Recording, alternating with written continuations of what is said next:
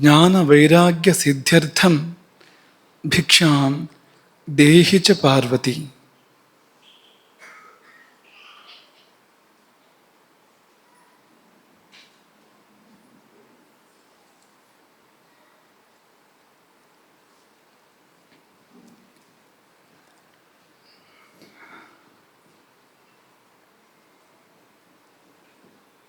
ಮೊದಲು ಹಸಿವು, ಮತ್ತೆ ಊಟ, ಹಸಿವಾದರೆ ಊಟ. ಹಾಗಾಗಿ ಊಟವನ್ನು ತಿಳ್ಕೊಳ್ಬೇಕು ಅಂದರೆ ಮೊದಲು ಹಸಿವನ್ನು ತಿಳ್ಕೊಳ್ಬೇಕು, ಹಸಿವಿನ ಮೂಲವನ್ನು ತಿಳ್ಕೊಳ್ಬೇಕು, ಹಸಿವಿನ ಮೂಲದ ವಿವಿಧ ಅವತಾರಗಳನ್ನು ತಿಳ್ಕೊಳ್ಬೇಕು. ನಿನ್ನೆವರೆಗೆ ಆ ಕಾರ್ಯ ನಡೀತಾ ಇತ್ತು. ಇವತ್ತು ಒಂದು ಸ್ವಲ್ಪ ಮುಂದುವರಿಬೋದು. ನಮ್ಮ ಪ್ರೀತಿಯ ಮಕ್ಕಳಿಗೆ ನಾವು ಕೇಳೋದು, ನಿನ್ನೆ ನೀವು ಹೊಸತೇನನ್ನು ಕೇಳಿದಿರಿ ಅಂತ ಹೇಳ್ತೀರಾ? ನಿನ್ನೆಯೇ ಗೊತ್ತಾಯಿತು ಅನ್ನುವಂಥದ್ದು ಏನಾರು ನಿಮಗಿದ್ರೆ, ನಿಮ್ಮಲ್ಲಿ ಕೆಲವು ಮಕ್ಕಳಿಗೆ ಪಾಠಗಳಾಗಿದೆ, ಕೆಲವು ಪಾಠಗಳಾಗಿದೆ, ಕೆಲವು ಮಕ್ಕಳಿಗೆ ಈ ಪಾಠಗಳಾಗಿಲ್ಲ, ಹಾಗೆಲ್ಲ ಇದೆ. ಹಾಗಾಗಿ ನಿಮಗೆ ಯಾವ ಅಂಶ ಹೊಸತು ಅಂತ ಅನ್ನಿಸ್ತು ಅನ್ನೋದನ್ನು ನೀವು ನಿಂತ್ಕೊಂಡು ಹೇಳಬೇಕು, ಒಬ್ಬೊಬ್ಬರೇ ನಿಂತ್ಕೊಂಡು ಹೇಳಬೇಕು.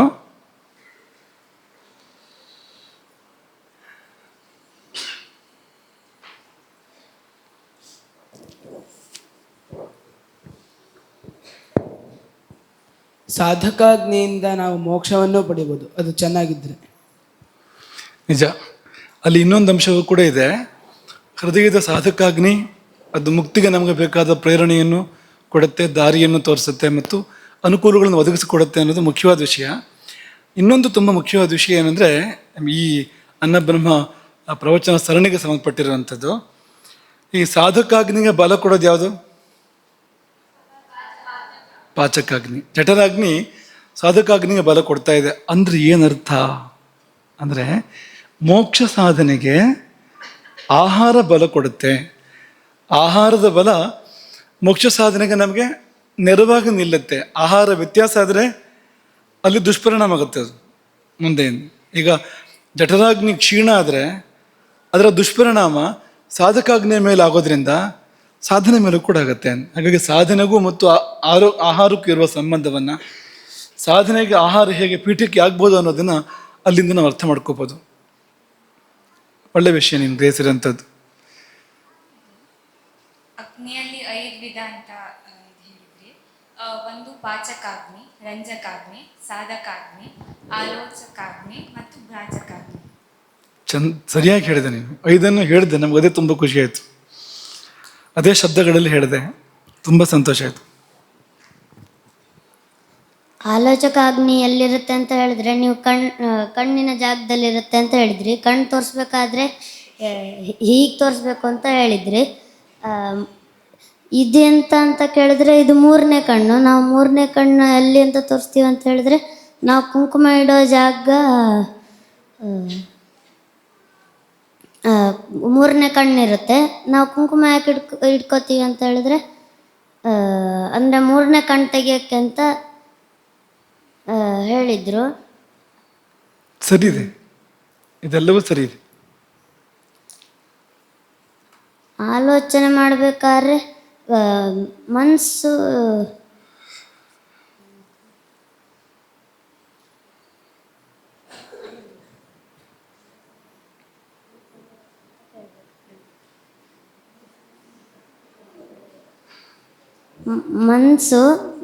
ಕಣ್ಣಲ್ಲಿರುತ್ತ ಅಥವಾ ಬೇರೆ ಕಡೆನೇ ಇರುತ್ತಂತ?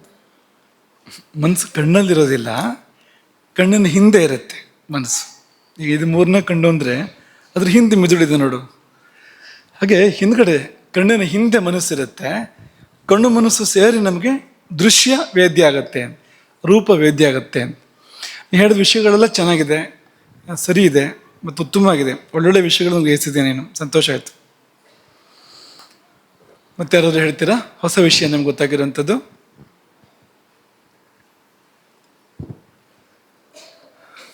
ಮೂರನೇ ಕಣ್ಣಿಗೆ ಶೃಂಗಾಟಕ ಅಂತ ಹೇಳ್ತಾರೆ. ಶೃಂಗಾಟಕ ಅನ್ನೋದು ಆ ಜಾಗದ ಹೆಸರು. 2 ಹುಬ್ಬಿನ ಮಧ್ಯೆ ಇರೋ ಜಾಗ ಇದೆಯಲ್ಲ, ಅದನ್ನು ಶೃಂಗಾಟಕ ಅಂತ ಕರೀತಾರೆ. ರಸ್ತೆಗಳಲ್ಲೂ ಕೂಡ ಈಗ 3 ರಸ್ತೆ ಕೂಡೋ ಜಾಗ, 4 ರಸ್ತೆ ಕೂಡೋ ಜಾಗ, ಅದನ್ನು ಶೃಂಗಾಟಕ ಅಂತ ಕರೆಯೋದುಂಟು. ಹಾಗೆ ಇಲ್ಲಿ ಎಲ್ಲ ಕೂಡುತ್ತಲ್ಲ, 2 ಕಣ್ಣು ಮೇಲೆ 3ನೇ ಕಣ್ಣು, ಅಥವಾ ಇಲ್ಲಿಂದ ಇಡ ಪಿಂಗಲ ಸುಷುಮ್ನ 3 ಬೇರೆ ಆಗುವಂಥದ್ದು ಆ ಜಾಗದಿಂದ. ಹಾಗಾಗಿ ಶೃಂಗಾಟಕ ಅಂತ ಕರೀತಾರೆ. ಅಲ್ಲಿ 3ನೇ ಕಣ್ಣಿದೆ ಅಂತ. ಮುಚ್ಚಿ ಹೋಗಿದೆ, ಈಗ ತೆರೆದಿಲ್ಲ. ಸಾಮಾನ್ಯ ಮನುಷ್ಯರಿಗೆ ತೆರಿಬೇಕು, ಅದು 3ನೇ ಕಣ್ಣಿದೆ. ಆಲೋಚಕಾಗ್ನಿ ಅಲ್ಲಿ ಅದಕ್ಕೆ 2 ರೂಪ. ಅದಕ್ಕೆ ಒಂದು ಚಕ್ಷುರು ವೈಶೇಷಕ, ಇನ್ನೊಂದು ಬುದ್ಧಿ ವೈಶೇಷಕ. ಈ ಬುದ್ಧಿ ವೈಶೇಷಕ ರೂಪ ಅಲ್ಲಿರುವಂಥದ್ದು ಅದು ಅಮಲ ಜ್ಞಾನವನ್ನು ಕೊಡುತ್ತೆ, ಪರಮಾತ್ಮ ಜ್ಞಾನವನ್ನು ಕೊಡಬೇಕಾದಂತೆ ಕೆಲಸ ಮಾಡುತ್ತೆ. 3ನೇ ಕಣ್ಣನ್ನು ತೆರೆಸುತ್ತೆ ಅಂತ ಅಷ್ಟೇ.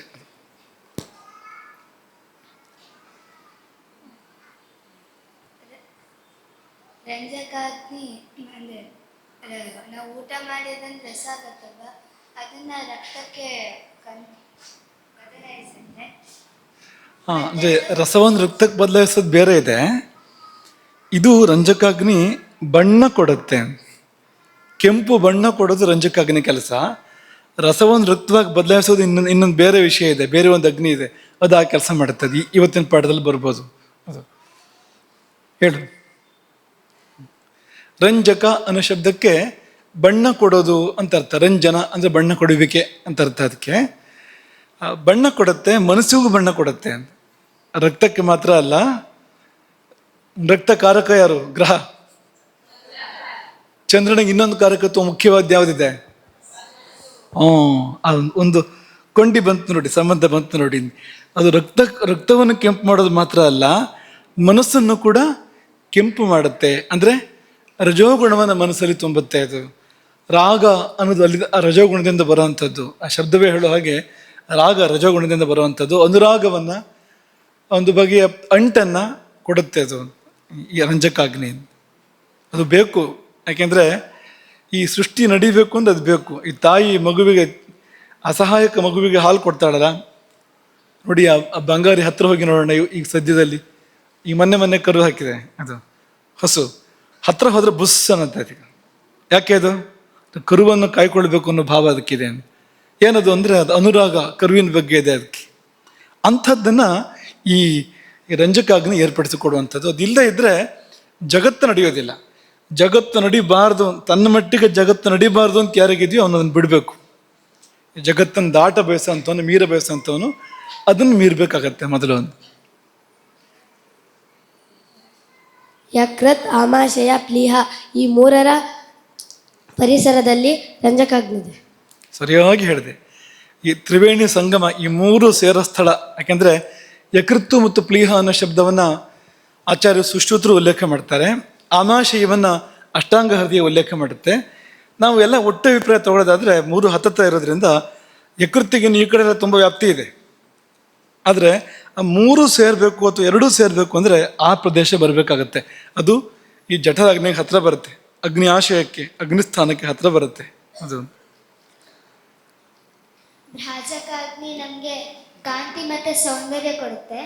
ಕಾಂತಿ ಮತ್ತು ಸೌಂದರ್ಯ ಕೊಡ್ಬೇಕಂತಾದ್ರೆ ಜಠರಾಗ್ನಿ ಸರಿಯಾಗಿರ್ಬೇಕು. ಜಠರಾಗ್ನಿ ಸರಿಯಾಗಿದ್ರೆ ಇನ್ನು 4 ಅಗ್ನಿ ಕೂಡ ಚೆನ್ನಾಗಿರುತ್ತೆ. ನೀವು ಕೇಳ್ತಾ ಇದ್ದೀರಿ ಅಂತಲೇ ಅನ್ಕೊಂಡಿರ್ಲಿಲ್ಲ ನಾವು. ನೀವು ಸುಮ್ಮನೆ ಕೂತಿದ್ದು ನೋಡ್ರಿ, ಎಷ್ಟೊತ್ತು ಮುಗಿಯೊತ್ತು ಅಂತ ಕಾಯ್ತಿದ್ದೀರಿ ಅಂತ ಅಂದ್ಕೊಂಡು, ಊಟಕ್ಕೆ ಎಷ್ಟೊತ್ತಿಗೆ ಹೋಗ್ಬೋದು ಅಂತ. ಈಗ ನೋಡಿದರೆ ನೀವು ಕೇಳಿದ ಲಕ್ಷಣ ಕಾಣ್ತಾ ಇದೆ, ಸರಿಯಾಗಿ ಕೇಳಿದ ಲಕ್ಷಣ ಕಾಣ್ತಾ ಇದೆ. ಈ ಪುಟ್ಟ ಹುಡುಗಿ ಹೇಳಿದ ವಿವರಣೆಗಳು ತುಂಬ ಸರಿಯಾಗಿದೆ. ಭ್ರಾಜಕಾಗ್ನಿ ಬಗ್ಗೆ ಕೊಡಬೇಕಾದ ವಿವರಣೆನೇ ಕೊಟ್ಟಿದ್ದಾಳೆ. ಮತ್ತು ಎಲ್ಲ ಉಳಿದ 4 ಅಗ್ನಿಗಳಿಗೆ ಮೊದಲನೇ ಈ ಜಠರಾಗ್ನಿಯ ಬಲ ಕೊಡುತ್ತೆ ಅನ್ನೋದು ಕೂಡ ಆಕೆ ಗುರುತಿಸಿ ಹೇಳಿದಾಳೆ. ಅದನ್ನು ಸರಿಯಾಗಿ ಹೇಳಿದಾಳೆ. ಅದನ್ನು ಈ ಚರ್ಮದ ಚಂದವೇ ಚಂದ. ಈ ಮನುಷ್ಯರು ಚಂದ ಅಂತ ಯಾವುದನ್ನು ಹೇಳ್ತಾರೆ ಅಂದರೆ ಚರ್ಮದ ಚಂದ ಮಾತ್ರ. ಅದು ಆಮೇಲೆ ಅದನ್ನು ದಾಟಿ ಬಿಟ್ಟರೆ ಮತ್ತೆ ಯಾವ ಚಂದವೂ ಇಲ್ಲ. ಚರ್ಮವನ್ನು ದಾಟಿ ಒಂದು ಅಂಗುಲ ಒಳಗಡೆ ಹೋದರೆ ಮತ್ತಿನ್ನು ಚಂದದ ವಿಷಯವೇ ಇಲ್ಲ, ಎಲ್ಲ ಭಯಂಕರವೇ. ಏತನ್ ಮಾಂಸ ವಸಾದಿ ವಿಕಾರಂ ಮನಸ್ಸಿ ವಿಚಾರಯ ವಾರಂ ವಾರಂ, ಶಂಕರಾಚಾರ್ಯರು ಹೇಳಿದ್ದು. ಏತನ್ ಮಾಂಸ ವಸಾದಿ ವಿಕಾರಂ, ಅದೇ ಇರುವಂಥದ್ದು ಒಳಹೊಕ್ಕರೆ. ಹಾಗಾಗಿ ಚಂದ ಅಂದರೆ ಏನು ಅಂದರೆ ಮುಖ್ಯವಾಗಿ ಚರ್ಮ, ಒಂದು ಸ್ವಲ್ಪ ಮೈ ಮಾಟ, ಅದೊಂದು ಚೂರಿದೆ, ಒಂದು ಮಟ್ಟಿಗೆ ಕೆಲಸ ಮಾಡುತ್ತೆ ಅದು. ಅದು ಏನೇ ಇದ್ದರೂ ಮೈ ಮಾಟ, ಈ ಚರ್ಮ ಒಂದು ಅದು ಹೇಗಿರಬೇಕು ಹಾಗಿಲ್ಲದೆ ಇದ್ದರೆ ಅದನ್ನು ಸೊಬಗು ಅಂತ ಯಾರೂ ಕೂಡ ಕರೆಯೋದಿಲ್ಲ. ಅದನ್ನು ಕೊಡ್ತಕ್ಕಂಥ ಅಗ್ನಿ, ಅದನ್ನು ಸುವರ್ಣದಲ್ಲಿ, ಸಹಜ ವರ್ಣದಲ್ಲಿ ಇಡ್ತಕ್ಕಂಥ ಅಗ್ನಿ, ಭ್ರಾಜಕ ಅಗ್ನಿ ತುಂಬ ಮುಖ್ಯವಾಗಿರುವಂಥದ್ದು. ಸಂಸ್ಥಾನ ಹೇಳಿದ್ರು ಎಲ್ಲ ಅಗ್ನಿಗೂ ಜಠರಾಗ್ನಿಯೇ ಮೂಲ. ಸರಿ ಇದೆ. ಯಾಕೆಂದರೆ ಮುಖ್ಯವಾಗಿ ಉರಿದು ಆಹಾರವನ್ನು ಸ್ವೀಕಾರ ಮಾಡಿ ಎಲ್ಲರಿಗೂ ಕಳಿಸ್ಕೊಡ್ತಾ ಇರೋದು ಅದಾಗಿರೋದ್ರಿಂದ ಅದಿಲ್ಲದೆ ಇದ್ರೆ ಯಾವುದೂ ಇಲ್ಲ. ಈಗ ಒಂದು ಮುಖ್ಯ ಕುಂಚಿಕೆ ಇರುತ್ತಲ್ವಾ, ಮಾಸ್ಟರ್ ಕೀ ಅಂತ ಹೇಳ್ತಾರೆ, ಮುಖ್ಯ ಕುಂಚಿಕೆ ಅದಿದ್ದಾಗೆ ಅದು ಅಂತ ಈ ಜಠರಾಗ್ನಿ ಅನ್ನುವಂಥದ್ದು. ಹಾಗಾಗಿ ಊಟ ಅಷ್ಟು ಮುಖ್ಯ ಆಗುತ್ತೆ ಅಂತ. ಕೋಪದಿಂದ ಮಾಡಿದ ಊಟ ಯಾವ ಅನ್ನದ ಮೇಲೆ ನಾವು ಕ್ರೋಧವನ್ನು ತೋರಿಸ್ತೇವೋ ಅದು ರಾಕ್ಷಸರಿಗೆ ಹೋಗುತ್ತದೆ. ಸರಿ ಇದೆ. ಇದನ್ನು ದಿನಾ ನೆನಪು ಮಾಡ್ಕೊಳ್ಬೇಕು. ಇದ್ರ ಬಗ್ಗೆ ಪ್ರತಿನಿತ್ಯ ನಾವು 2-3 ಸರಿ ಕೇಳಿದ್ವಿ ಅದನ್ನ. ಆ ಪಾಠ ಮುಗಿದು ನಾವು ಮುಂದೆ ಹೋಗ್ತಾ ಇದ್ರು ಕೂಡ ಈ ಶ್ಲೋಕ ಮಾತ್ರ ಮತ್ತೆ ಹೇಳ್ಕೋಬೇಕು. ಕ್ರೋಧೇನ ಭುಕ್ತಂ ಯಚ್ಚಾನ್ನಂ ಅವಮಾನಿತಂ ತದ್ವೈ ರಕ್ಷೋಗುಣಂ ಯಾತಿ ಸರ್ವಮೇವ ನ ಸಂಶಯ. ಮತ್ತೆ ಹೇಳ್ಕೊಳ್ಬೇಕು ಅಂತ ಅದಿರೋದು. ಸರ್ವಮೇವ ನ ಸಂಶಯ ಅಂದರೆ ಅದನ್ನು ಮತ್ತೆ ದೃಢಪಡಿಸುವಂಥದ್ದು ಅಂತ. ಪಾಚಕಾಗ್ನಿಂದ ಚರ್ಮದ ಮೇಲೆ ಒಂದ್ ವೇಳೆ ನೀರು ಎಣ್ಣೆ ಅಂತ ಹಾಕಿದ್ರೆ ಆರೋಗ್ತು. ಹೌದು, ಅದನ್ನು ಸ್ವೀಕಾರ ಮಾಡ್ತಿರುವಂಥದ್ದು ಭ್ರಾಜಕಾಗ್ನಿ. ಅದನ್ನು ಸ್ವೀಕಾರ ಮಾಡ್ತಾ ಇದೆ. ಚರ್ಮದ ಮೇಲೆ ಯಾವ ನೀರು ಎಣ್ಣೆ ಇಂಥ ಸ್ನೇಹಾಂಶ ಅದೇನೇ ಬಂದರೂ ಅದು ಸ್ವೀಕಾರ ಮಾಡ್ತಾ ಇರುವಂಥದ್ದು ಅದನ್ನು. ಅಥವಾ ಅನುಲೇಪನ ಮೇಲಿಂದ ಏನಾದ್ರು ಹಚ್ಕೊಳ್ತೇವೆ ನಾವು, ಅದನ್ನೆಲ್ಲ ತಗೊಳುತ್ತೆ ಅದು. ಈ ಕಡೆ ಕೆಲವು ಜನ ಕೇಳ್ತಾ ಇದ್ದಾರೆ, ಗಮನಿಸಿ.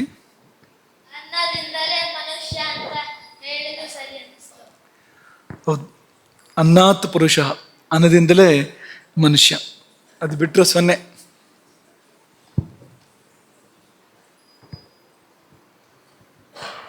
ಆಲೋಚಕಾಗ್ನಿ ಸರಿ ಇದ್ದರೆ ಅಂದರೆ ಕಳೆದು ಹೋದ ತಿಳುವಳಿಕೆಯೂ ಸರಿಯಾಗುತ್ತೆ ಅಂತ ಹೇಳಿದ್ರಿ.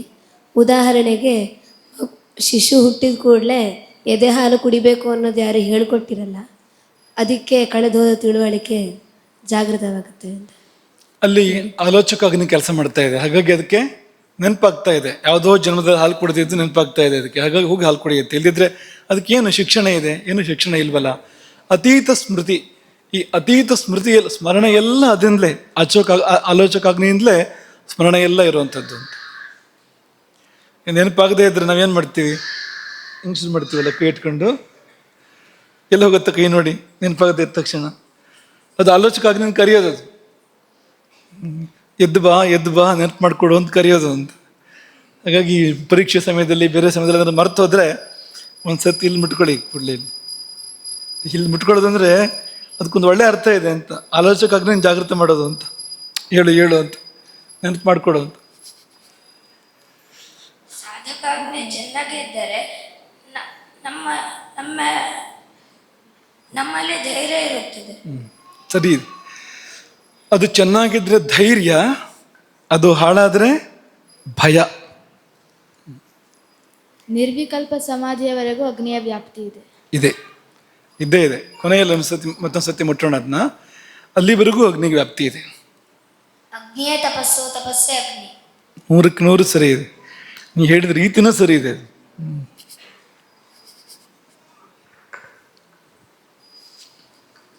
ನಮ್ಮ ನಡೆ ವಿರಾಗದ ಕಡೆ ಇರಬೇಕು.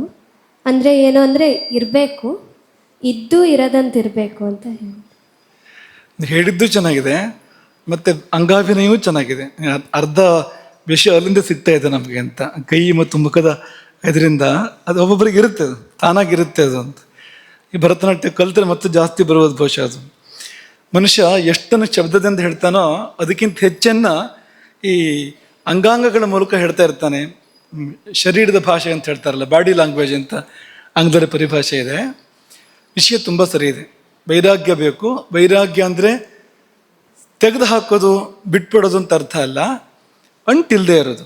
ಅದು ಇದ್ದರೂ ಇಲ್ಲದೇ ಇದ್ದರೂ ವೈರಾಗ್ಯ ಇರ್ಬೋದು. ಇದ್ದೂ ವೈರಾಗ್ಯ ಇರ್ಬೋದು, ಇಲ್ಲದೇನೂ ವೈರಾಗ್ಯ ಇರ್ಬೋದು. ಸಂಸಾರದಲ್ಲಿ ಇದ್ದೂ ವೈರಾಗ್ಯ ಇರ್ಬೋದು, ಸಂಸಾರವನ್ನು ಬಿಟ್ಟು ವೈರಾಗ್ಯ ಇರ್ಬೋದು. ಅದಲ್ಲ ವಿಷಯ. ಅಂಟಿರಬಾರ್ದು ಅನ್ನೋದು ಮುಖ್ಯವಾಗಿರ್ತಕ್ಕಂಥ ವಿಷಯ.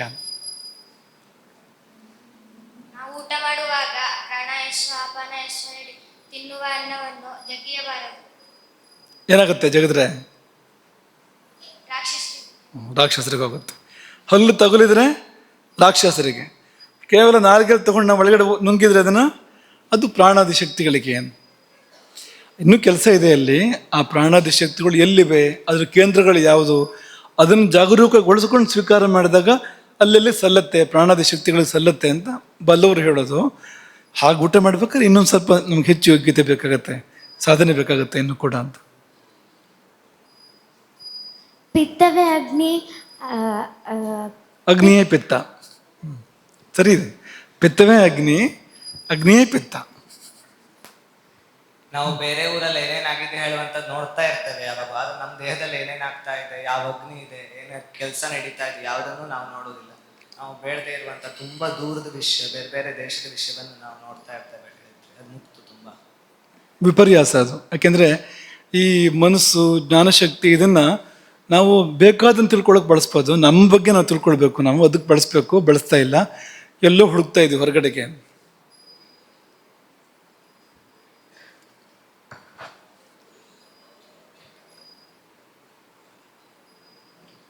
ಅಗ್ನಿಯಲ್ಲಿ 4 ವಿಧ, ಅದರಲ್ಲಿ ಸಮವಾದ ಅಗ್ನಿ ಒಳ್ಳೆಯದು. ಅಗ್ನಿಯಲ್ಲಿ 4 ಅವಸ್ಥೆಗಳಿದೆ. ಸಮವಾದ ಅಗ್ನಿ, ಸಮಾಗ್ನಿ ಒಳ್ಳೆಯದು ಅಂದ್ರೆ ಅದರ ಅರ್ಥ ಉಳಿದು 3 ಒಳ್ಳೆಯದಲ್ಲ. ಪಾಚಕಾಗ್ನಿಯಿಂದ ನೆರಳು ಬರುತ್ತದೆ. ಹಾ, ಭ್ರಾಜಕಾಗ್ನಿ, ಭ್ರಾಜಕಾಗ್ನಿಯಿಂದ ನೆರಳು ಮತ್ತು ಕಾಂತಿ ಎರಡು ಕೂಡ ಭ್ರಾಜಕಾಗ್ನಿಯಿಂದ. ಆಲೋಚಕ ಅಗ್ನಿ ಕಾಲದಿಂದನೂ ಒಂದಷ್ಟು ಅಂಶಗಳನ್ನು ಸ್ವೀಕರಿಸುತ್ತೆ. ಅಂದರೆ ಈ ಚಳಿ, ಮಳೆ, ಬಿಸಿಲಿಂದನೂ ಸ್ವೀಕರಿಸ್ಕೊಳ್ಳುತ್ತೆ. ವರ್ಷ ಶೀತಾತಪ ಪ್ರವೃದ್ಧ, ಅದನ್ನ ಇನ್ನೂ ತುಂಬ ವಿಮರ್ಶೆ ಮಾಡೋಕ್ಕೆ ಇರ್ಬೋದಲ್ಲಿ ಆ ವಿಷಯ. ಮಳೆ, ಚಳಿ ಮತ್ತು ಬಿಸಿಲಿನಿಂದ ವೃದ್ಧಿ ಹೊಂದುತ್ತೆ ಅದು. ಈ ನಮ್ಮ ಕಣ್ಣನ್ನು ನಡೆಸುವಂಥ ಅಗ್ನಿ ಇದೆಯಲ್ಲ, ಅದು ಇದರಿಂದ ಬೇಕಾದ ಅಂಶಗಳನ್ನು ತಗೊಳ್ತಾ ಇದೆ ಅಂತ. ಯಾವುದರಿಂದ? ಮಳೆ, ಚಳಿ ಮತ್ತು ಬಿಸಿಲಿನಿಂದ ಬೇಕಾದ ಅಂಶಗಳನ್ನು ತಗೊಳ್ತಾ ಇದೆ ಅಂತ ಬೇಲ ಸಂಹಿತೆ ಹೇಳಿದೆ ಆ ರೀತಿಯಲ್ಲಿ. ಸಾಧಕಾಗ್ನಿ ಮುಕ್ತಿ ಕೊಡುವ ಎಲ್ಲ ಕಾರ್ಯವನ್ನು ಮಾಡುತ್ತದೆ. ಮುಕ್ತಿಗೆ ಏನು ಬೇಕೋ ಅದೆಲ್ಲ ಅಲ್ಲಿಂದಲೇ. ಹೆಸರೇ ಇದೆ ಸಾಧಕಾಗ್ನಿ ಅಂತ ನೋಡು. ಅಗ್ನಿಗೆ ರುಚಿ ಇಲ್ಲ. ಖಂಡಿತ ಹೌದು, ಅಗ್ನಿಗೆ ರುಚಿ ಇಲ್ಲ. ನೀವು ಪುಸ್ತಕ ಓದಿ ತಿಳ್ಕೊಳ್ಬೇಕು, ಅದನ್ನ ಪ್ರಯೋಗ ಮಾಡಬಾರ್ದು ಯಾವುದೇ ಕಾರಣಕ್ಕೂ. ಜಠರಾಗ್ನಿ ಅಥವಾ ಪಾಚಕಾಗ್ನಿ ನಮಗೆ ಅದರ ಅನುಗ್ರಹ ಇಡೀ ದೇಹಕ್ಕೆ ಕೊಡುತ್ತೆ, ಅದರ ಬಲದಿಂದ, ಸ್ವಂತ ಬಲದಿಂದ ಅಂತ. ನೀನು ಅಕ್ಷರ ನೆನಪಿಟ್ಕೊಂಡಿದೆ. ಆತ್ಮಶಕ್ತಿ ಅಂತ ಶಬ್ದ ಇದೆ ಅಲ್ಲಿ ಶ್ಲೋಕದಲ್ಲಿ. ತನ್ನ ಸ್ವಂತ ಬಲದಿಂದ ಅದು ಉಳಿದ ಅಗ್ನಿಗಳನ್ನ ಮತ್ತು ಇಡೀ ಶರೀರವನ್ನ ಅನುಗ್ರಹ ಮಾಡುತ್ತೆ ಅಂತಲೇ ಹೇಳಿದೆ. ಶ್ಲೋಕ ಹೇಳಿರುವಂಥದ್ದು ಅದೇ ಪಂಕ್ತಿ, ಅನುಗ್ರಹ ಮಾಡುತ್ತೆ ಅಂತಲೇ. ಹಾಗೆ ಹೇಳಬೇಕಾದ್ರೆ ನಿನಗೆ ಒಳ್ಳೆ ಗ್ರಹಣ ಶಕ್ತಿ, ಧಾರಣ ಶಕ್ತಿ, ಸ್ಮರಣ ಶಕ್ತಿ ಇರಬೇಕು. ಸಂತೋಷ ಆಯಿತು. ಮುಕ್ತಾಯ ಮಾಡೋಣ, ಇವತ್ತಿನ ಪಾಠಕ್ಕೆ ಮುಂದುವರಿಯೋಣ. ಸುಮುಖ.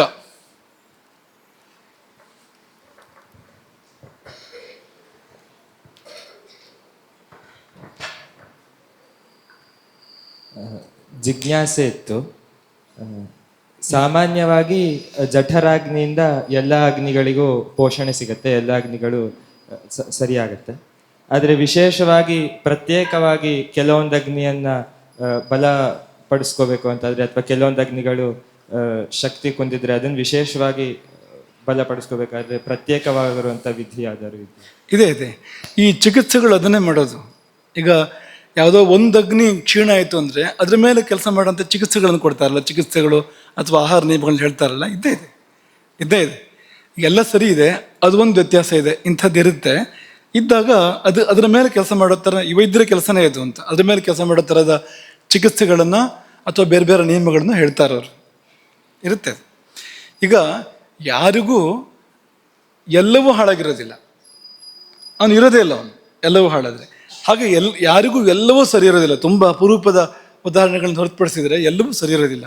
ಎಲ್ಲ ಒಂದು ಆ ಕಡೆ ಈ ಕಡೆ ಇರುತ್ತೆ, 1, 2, 3 ಅಲ್ಲಿ ನಾವು ಕೆಲಸ ಮಾಡಬೇಕಾಗತ್ತೆ. ಇದೆ ಇವತ್ತಿನ ಇದಕ್ಕೆ ಮುಂದುವರಿಸೋಣ. ಅದಕ್ಕಿಂತ ಮುಂಚೆ ನಿಮಗೆ ಈ ಆಲೋಚಕಾಗ್ನಿ ಬಗ್ಗೆ ನಾವು ಹೇಳಿದ್ವಲ್ವಾ, ನಿಮ್ಗೇನಾದ್ರು ನ್ಯಾಯಶಾಸ್ತ್ರದ ನೆನಪಾಗತ್ತಾ ಈ ಸಮಯದಲ್ಲಿ? ಅಥವಾ ಈ ಜಠರಾಗ್ನಿ ಅಥವಾ ಆಲೋಚಕಾಗ್ನಿ ಇದ್ರ ಬಗ್ಗೆ ಹೇಳಿದಾಗ ನೀವು ಏನಾದ್ರು ನ್ಯಾಯಶಾಸ್ತ್ರ ಓದಿದ್ದು ನೆನಪಾಗತ್ತೆ ನಿಮಗೆ? ಆ ಸಮಯದಲ್ಲಿ ಏನು ನೆನಪಾಗತ್ತೆ? ಅಲ್ಲ, ಆ ಪಂಕ್ತಿ ಹೇಳು.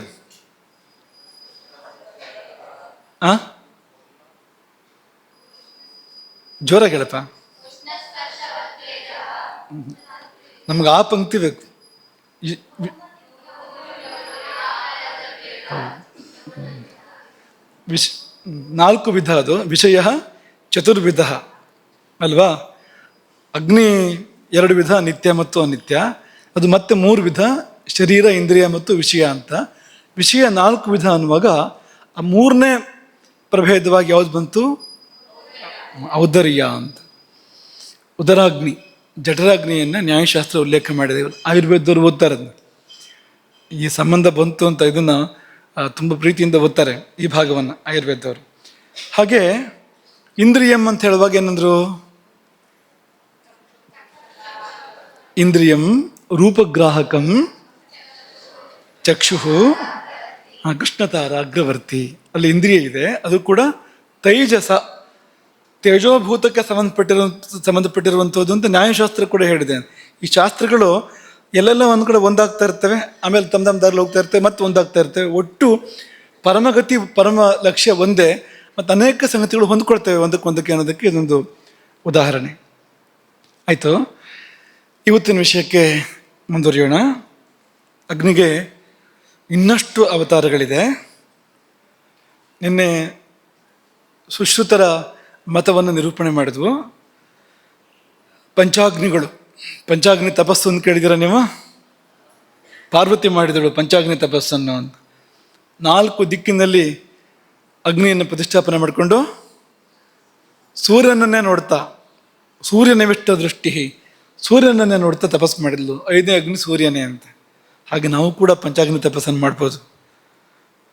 ಈ ಒಳಗಿನ 5 ಅಗ್ನಿಗಳನ್ನು ಚೆನ್ನಾಗಿ ಇಟ್ಕೊಳ್ಳೋದಾದರೆ ಈ ಬದುಕೇ ಪಂಚಾಗ್ನಿ ತಪಸ್ಸಾಗತ್ತೆ. ಅದಕ್ಕೆ ಸರಿಯಾಗಿ ಜೀವನ ಮಾಡೋದಾದರೆ ಜೀವನವೇ ಪಂಚಾಗ್ನಿ ತಪಸ್ಸಾಗತ್ತೆ. ಪಂಚಾಗ್ನಿಗಳೇ ಮುಖ್ಯವಾಗಿ ಇಲ್ಲಿ ಇರುವಂಥದ್ದು ದೇಹದಲ್ಲಿ ಅಂತ. ಈಗ ಚರಕರು ಇನ್ನೊಂದು ರೀತಿಯಲ್ಲಿ ಹೇಳ್ತಾರೆ, ಬೇರೆ ಆಚಾರ್ಯರುಗಳೆಲ್ಲ ಹಾಗೆ ಹೇಳ್ತಾರೆ. ಅದನ್ನು ನೋಡೋಣ. ಅದಕ್ಕಿಂತ ಮೊದಲು ನೋಡಿ, ಈ ನಮ್ಮ ದೇಹ ಅಗ್ನಿಮಯ. ನಮಗದು ಗೊತ್ತಾಗೋದಿಲ್ಲ, ಆದರೆ ಎಲ್ಲಿ ನೋಡಿದ್ರೂ ಅಗ್ನಿ ಇದೆ, ಇಲ್ಲಿ ಎಲ್ಲೆಲ್ಲೂ ಅಗ್ನಿ ಇದೆ. ಇದು ಗೊತ್ತಾಗಬೇಕು ಅಂತಂದರೆ ಈ ದೇಹದಲ್ಲಿ ಏನಿದೆ ಮತ್ತು ಇಲ್ಲಿ ಏನು ನಡೆಯುತ್ತಿದೆ, ಇದೆರಡು ಪ್ರಶ್ನೆಗೆ ಉತ್ತರ ಕಂಡುಕೋಬೇಕು. ಒಳಗೂ ಹೊರಗೂ ಅಗ್ನಿಯ ಅವತಾರಗಳು ನಮ್ಮ ದೇಹವನ್ನು ಆವರಿಸಿವೆ. ಅರ್ಥ ಮಾಡ್ಕೋಬೇಕಾದ್ರೆ ಈ ಶರೀರದಲ್ಲಿ ಏನೇನಿದೆ ಮತ್ತು ಇದು ಹೇಗೆ ಕೆಲಸ ಮಾಡುತ್ತೆ ಅನ್ನೋದನ್ನು ತಿಳ್ಕೊಳ್ಬೇಕಾಗತ್ತೆ. ಏನೇನಿದೆ ದೇಹದಲ್ಲಿ ಅಂತಂದರೆ, ಆಧುನಿಕ ವಿಜ್ಞಾನ ಭೌತಶಾಸ್ತ್ರದ ದೃಷ್ಟಿಯಿಂದ ಇದು ಪರಮಾಣು ಸಮೂಹ. ಶರೀರ ಅಂದರೆ ಪರಮಾಣುಗಳ ಸಮೂಹ. ಈ ದೇಹ ಒಂದು ದ್ರವ್ಯ ರಾಶಿ.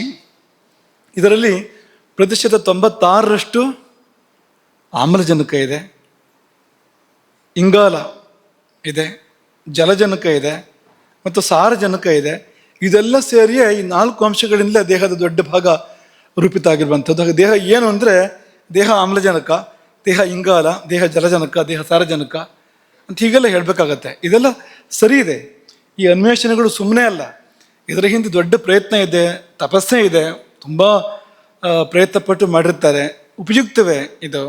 ಆದರೆ ಇನ್ನೊಂದು ದೃಷ್ಟಿ, ಆರ್ಷ ದೃಷ್ಟಿಯನ್ನು ಕೂಡ ನಾವು ನೋಡಬೇಕು. ಯಾಕೆಂದರೆ ಇದರಲ್ಲಿ ಎಲ್ಲ ಚೆನ್ನಾಗೇ ಇದೆ, ಆದರೆ ಇಷ್ಟೇನಾ? ನಾವು ಅಂದರೆ ಏನು? ನಾವು ಅಂದರೆ ಒಂದಿಷ್ಟು ಆಮ್ಲಜನಕ, ಒಂದಿಷ್ಟು ಇಂಗಾಲ, ಒಂದಿಷ್ಟು ಜಲಜನಕ, ಒಂದಿಷ್ಟು ಸಾರಜನಕ, ಆಮೇಲೆ ಒಂದಿಷ್ಟು ಪರಮಾಣುಗಳು, 1000 ಕೋಟಿ ಪರಮಾಣುಗಳು ಅಂದರೆ ನಮಗೇ ನಂಬಿಕೆ ಬರೋದಿಲ್ಲ ಅದು ಅಂತ. ಇದಲ್ಲ ಅಂತಲ್ಲ, ಆದರೆ ಇಷ್ಟೇ ಅಲ್ಲ. ಇನ್ನೊಂದು ದೃಷ್ಟಿಯಿಂದ ನೋಡಿದಾಗ ಇಲ್ಲಿ ಕೆಲವು ವಿಶೇಷಗಳು ಮನಸ್ಸಿಗೆ ಬರುತ್ತೆ. ಈಗ ಆಯುರ್ವೇದದ ದೃಷ್ಟಿ ಉದಾಹರಣೆಗೆ, ಅದು ಚೆನ್ನಾಗಿದೆ, ಅದನ್ನು ತಿರಸ್ಕಾರ ಮಾಡಬೇಕಾದ ಅಗತ್ಯ ಇಲ್ಲ. ಆವಾಗಲೇ ಹೇಳಿದಾಗ ತುಂಬ ಪ್ರಯತ್ನ ಸಾಧನೆಯಿಂದಲೇ ಕಂಡುಕೊಂಡಿರ್ತಾರೆ ಆ ಸಂಗತಿಗಳನ್ನು. ಎಲ್ಲಿ ಹೋಗಿ ಎರಡು ಸೇರುತ್ತೆ ಅಂತ ನೋಡಬೇಕು ನಾವು. ಯಾವ ಜಾಗದಲ್ಲಿ ಎರಡು ಒಂದಾಗುತ್ತೆ ಅನ್ನೋದನ್ನು ಗಮನಿಸಬೇಕು. ಎಲ್ಲಿ ಒಳ್ಳೆ ವಿಷಯ ಇದು ತಗೋಬೇಕು ನಾವು. ಆಯುರ್ವೇದ ಏನು ಹೇಳುತ್ತೆ? ಇಲ್ಲಿ ಏನಿದೆ ಆಯುರ್ವೇದ ಆಗಲಿ, ಒಟ್ಟು ಭಾರತೀಯ ಸಂಸ್ಕೃತಿ, ಸನಾತನ ಧರ್ಮ, ಭಾರತೀಯ ಸಂಸ್ಕೃತಿ ನಮ್ಮನ್ನು ವಿಶ್ಲೇಷಣೆ ಮಾಡೋ ಕ್ರಮ ಏನು ಅಂತಂದರೆ, ಇದು ಏನಪ್ಪ ಅಂದರೆ ಪಂಚಭೂತಗಳು ಅಲ್ವಾ? ಪಂಚಭೂತಗಳು ಗಟ್ಟಿ ಇರೋದೆಲ್ಲ ದೇಹದಲ್ಲಿ ಗಟ್ಟಿ ಇರೋದೆಲ್ಲ ಪೃಥ್ವಿ, ದ್ರವಾಂಶ ಎಲ್ಲ ಮೈಯ ಬಿಸಿ ಏನಿದೆ, ಉಷ್ಣತೆ ಏನಿದೆ ಅದು ಅಗ್ನಿ, ತೇಜಸ್ಸು. ಆಮೇಲೆ ಉಸಿರಾಟ ಇದೆ, ಬೇಕೇ ಬೇಕಲ್ಲ ಉಸಿರಾಟ. ಮತ್ತೆ ಜಾಗ ಇರಬೇಕಲ್ಲ ಒಳಗೆಲ್ಲ, ಇಲ್ಲದೆ ಇದ್ರೆ ತಿಂದ ಅನ್ನ ಒಳಗಡೆ ಹೋಗ್ಬೇಕಲ್ಲ. ಉಸಿರಾಡಿದ್ರೆ ಉಸಿರು ಮೇಲೆ ಕೆಳಗೆ ಹೋಗಬೇಕು ಅಂದ್ರೆ ಜಾಗ ಬೇಕಲ್ಲ, ಅಲ್ಲಿ ಒಳಗೆ ಅನೇಕ ಪ್ರಕ್ರಿಯೆಗಳು ನಡಿಬೇಕು ಅಂದ್ರೆ ಅವಕಾಶ ಬೇಕು ನೋಡಿ. ಅದೇನದು? ಇಷ್ಟೇ ದೇಹ ಅನ್ನೋದು ಇಷ್ಟೇ. ಆದರೆ ನಾವು ಅಂದ್ರೆ ಇಷ್ಟೇ ಅಲ್ಲ, ನಾವು ಅಂದರೆ ಇನ್ನೂ ಜಾಸ್ತಿ ಇದೆ ವ್ಯಾಪ್ತಿ ಇದಕ್ಕೆ. ಪಂಚಭೂತಗಳು, ಪಂಚೇಂದ್ರಿಯಗಳು, ಪಂಚ ಜ್ಞಾನೇಂದ್ರಿಯಗಳು, ಪಂಚಕರ್ಮೇಂದ್ರಿಯಗಳು, ಮನಸ್ಸಿದೆ. ಮನಸ್ಸಿಗೆ 4 ಹಂತ ಇದೆ ಅಲ್ವಾ? ಅದರೊಳಗೆ ಜೀವ ಇದ್ದಾನೆ, ಹಿಂದೆ ದೇವ ಇದ್ದಾನೆ. ಇದೆಲ್ಲ ಸೇರಿ ನಾವು ಅಂತ ಕರೆಸ್ಕೊಳ್ಳುವಂಥದ್ದು ಆಗೋದು ಮಹಾನ್ ಅಂತ ಅನ್ಸುತ್ತೆ ನಮಗೆ. ನಮ್ಮ ಬಗ್ಗೆ ಅವಲೋಕನ ಮಾಡಿಕೊಂಡ್ರೆ ಏನೆಲ್ಲ ಇದೆ ಅಂದರೆ, ಇಲ್ಲಿ ಇಂಥ ಭೂತ ಪ್ರಪಂಚ ಇದೆ, ಅದರದ್ದೇ ಸೂಕ್ಷ್ಮ ಸ್ಥೂಲ 2 ರೂಪ ಇದೆ. ಪಂಚಭೂತಗಳು ಮತ್ತು ಪಂಚ ತನ್ಮಾತ್ರಗಳು ಅಂತ ಕರಿತೀವಿ ನಾವು. ಅಂದರೆ ಈ ಪಂಚಭೂತಗಳದೇ ಹಿಂದಿನ ಹೆಜ್ಜೆ ಸೂಕ್ಷ್ಮ ರೂಪ. ಅಂದರೆ ಪೃಥ್ವಿ ತನ್ಮಾತ್ರದಿಂದ ಪೃಥ್ವಿ ಸೃಷ್ಟಿಯಾಗಿದೆ, ಜಲ ತನ್ಮಾತ್ರದಿಂದ ಜಲ ಸೃಷ್ಟಿಯಾಗಿದೆ. ಹಾಗೆ ಈ ಪಂಚಭೂತಗಳ ಹಿಂದಿನ ಹೆಜ್ಜೆಗಳು ಪಂಚ ತನ್ಮಾತ್ರಗಳು ಅಂತ ಸೂಕ್ಷ್ಮ ರೂಪ ಅದರದ್ದೇನೆ. ಈ ಪಂಚಭೂತಗಳು, ಪಂಚ ತನ್ಮಾತ್ರಗಳು, 11 ಇಂದ್ರಿಯಗಳು ಅಲ್ವಾ? ಪಂಚ ಜ್ಞಾನೇಂದ್ರಿಯ, ಪಂಚಕರ್ಮೇಂದ್ರಿಯ, ಮನಸ್ಸು, 11 ಇಂದ್ರಿಯಗಳು. ಆಮೇಲೆ ಮನಸ್ಸು, ಅಹಂಕಾರ, ಮತ್ತೇನು ಹೇಳಿ, ಬುದ್ಧಿ, ಚಿತ್ತ, ಈ 4 ಮನಸ್ಸಿನ ಹಂತಗಳು. ಜೀವ, ದೇವ ಎಲ್ಲ ಇದೆ. 24 ಪ್ರಕೃತಿ ತತ್ವಗಳು, 25ನೇ ಪುರುಷ ತತ್ವ, ಆ ಪುರುಷ ಪರಮ ಪುರುಷ ಎನ್ನುವಂಥದ್ದು ಅಲ್ಲಿಯೂ ಕೂಡ ಇದೆಲ್ಲ ಇದೆ ಎನ್ನುವಾಗ ಬಿಷ್ಟು ದೊಡ್ಡದಪ್ಪ ಅಂತ ಅನ್ಸೋ ಥರ ಆಗುತ್ತೆ ಇದು. ಈ ಪಂಚಭೂತಗಳು ಒಳಗೂ ಇದೆ, ಹೊರಗೂ ಇದೆ. ಅಂದರೆ ಇಲ್ಲೂ ಪಂಚಭೂತಗಳಿದೆ, ಇಲ್ಲೂ ಪಂಚಭೂತಗಳಿದೆ. ನಮ್ಮ ಸುತ್ತ ಪಂಚಭೂತಗಳೇ ಇರುವಂಥದ್ದು. ಭೂಮಿ ಇದೆ, ಜಲ ಇದೆ, ಅಗ್ನಿ ಇದೆ, ವಾಯು ಇದೆ, ಆಕಾಶ ಇದೆ, ನಮ್ಮ ಸುತ್ತ ಗೋಚರಿಸುವಂಥದ್ದು ಇವೆಲ್ಲವೂ ಕೂಡ. ಹಾಗಾಗಿ ಎರಡೂ ಒಂದು ರೀತಿ ಸಮನ್ವಯ. ಇಲ್ಲಿರೋದೇ ಅಲ್ಲಿದೆ, ಅಲ್ಲಿರೋದೇ ಇಲ್ಲಿದೆ. ಏನು ಹೇಳಿ, ಇಲ್ಲಿರೋದೇ ಅಲ್ಲಿದೆ, ಅಲ್ಲಿರೋದೇ ಎಲ್ಲಿದೆ. ಹಾಗಾಗಿ ನಾನು ನೀನು ಒಂದೇ ಅಂತ ನಾವು ಪ್ರಪಂಚಕ್ಕೆ ಹೇಳ್ಬೋದು ಅಲ್ವಾ? ಬ್ರಹ್ಮಾಂಡಕ್ಕೆ ನಾವು ಹೇಳ್ಬೋದು, ನೀನು ನಾನು ಒಂದೇ. ಒಂದೇನಾ? ಒಂದೇನಾ? ಹೀಗೆ ಹೌದು, ಹಾಗೆ ಅಲ್ಲ, ಎರಡನ್ನೂ ಹೇಳ್ಬೋದು. ಒಂದೇ ಅಲ್ಲ. ಎಲ್ಲಿ ಅಂದರೆ ಇನ್ನೊಂಥರ ಶರೀರ ವಿಶ್ಲೇಷಣೆ ಮಾಡೋಣ. ಶರೀರದಲ್ಲಿ 7 ಧಾತುಗಳಿದ್ದಾವೆ ಅಲ್ವಾ? ಈ ಶರೀರದಲ್ಲಿ 7 ಧಾತುಗಳಿದ್ದಾವೆ. 7 ಧಾತುಗಳು ಯಾವುದೆಲ್ಲ?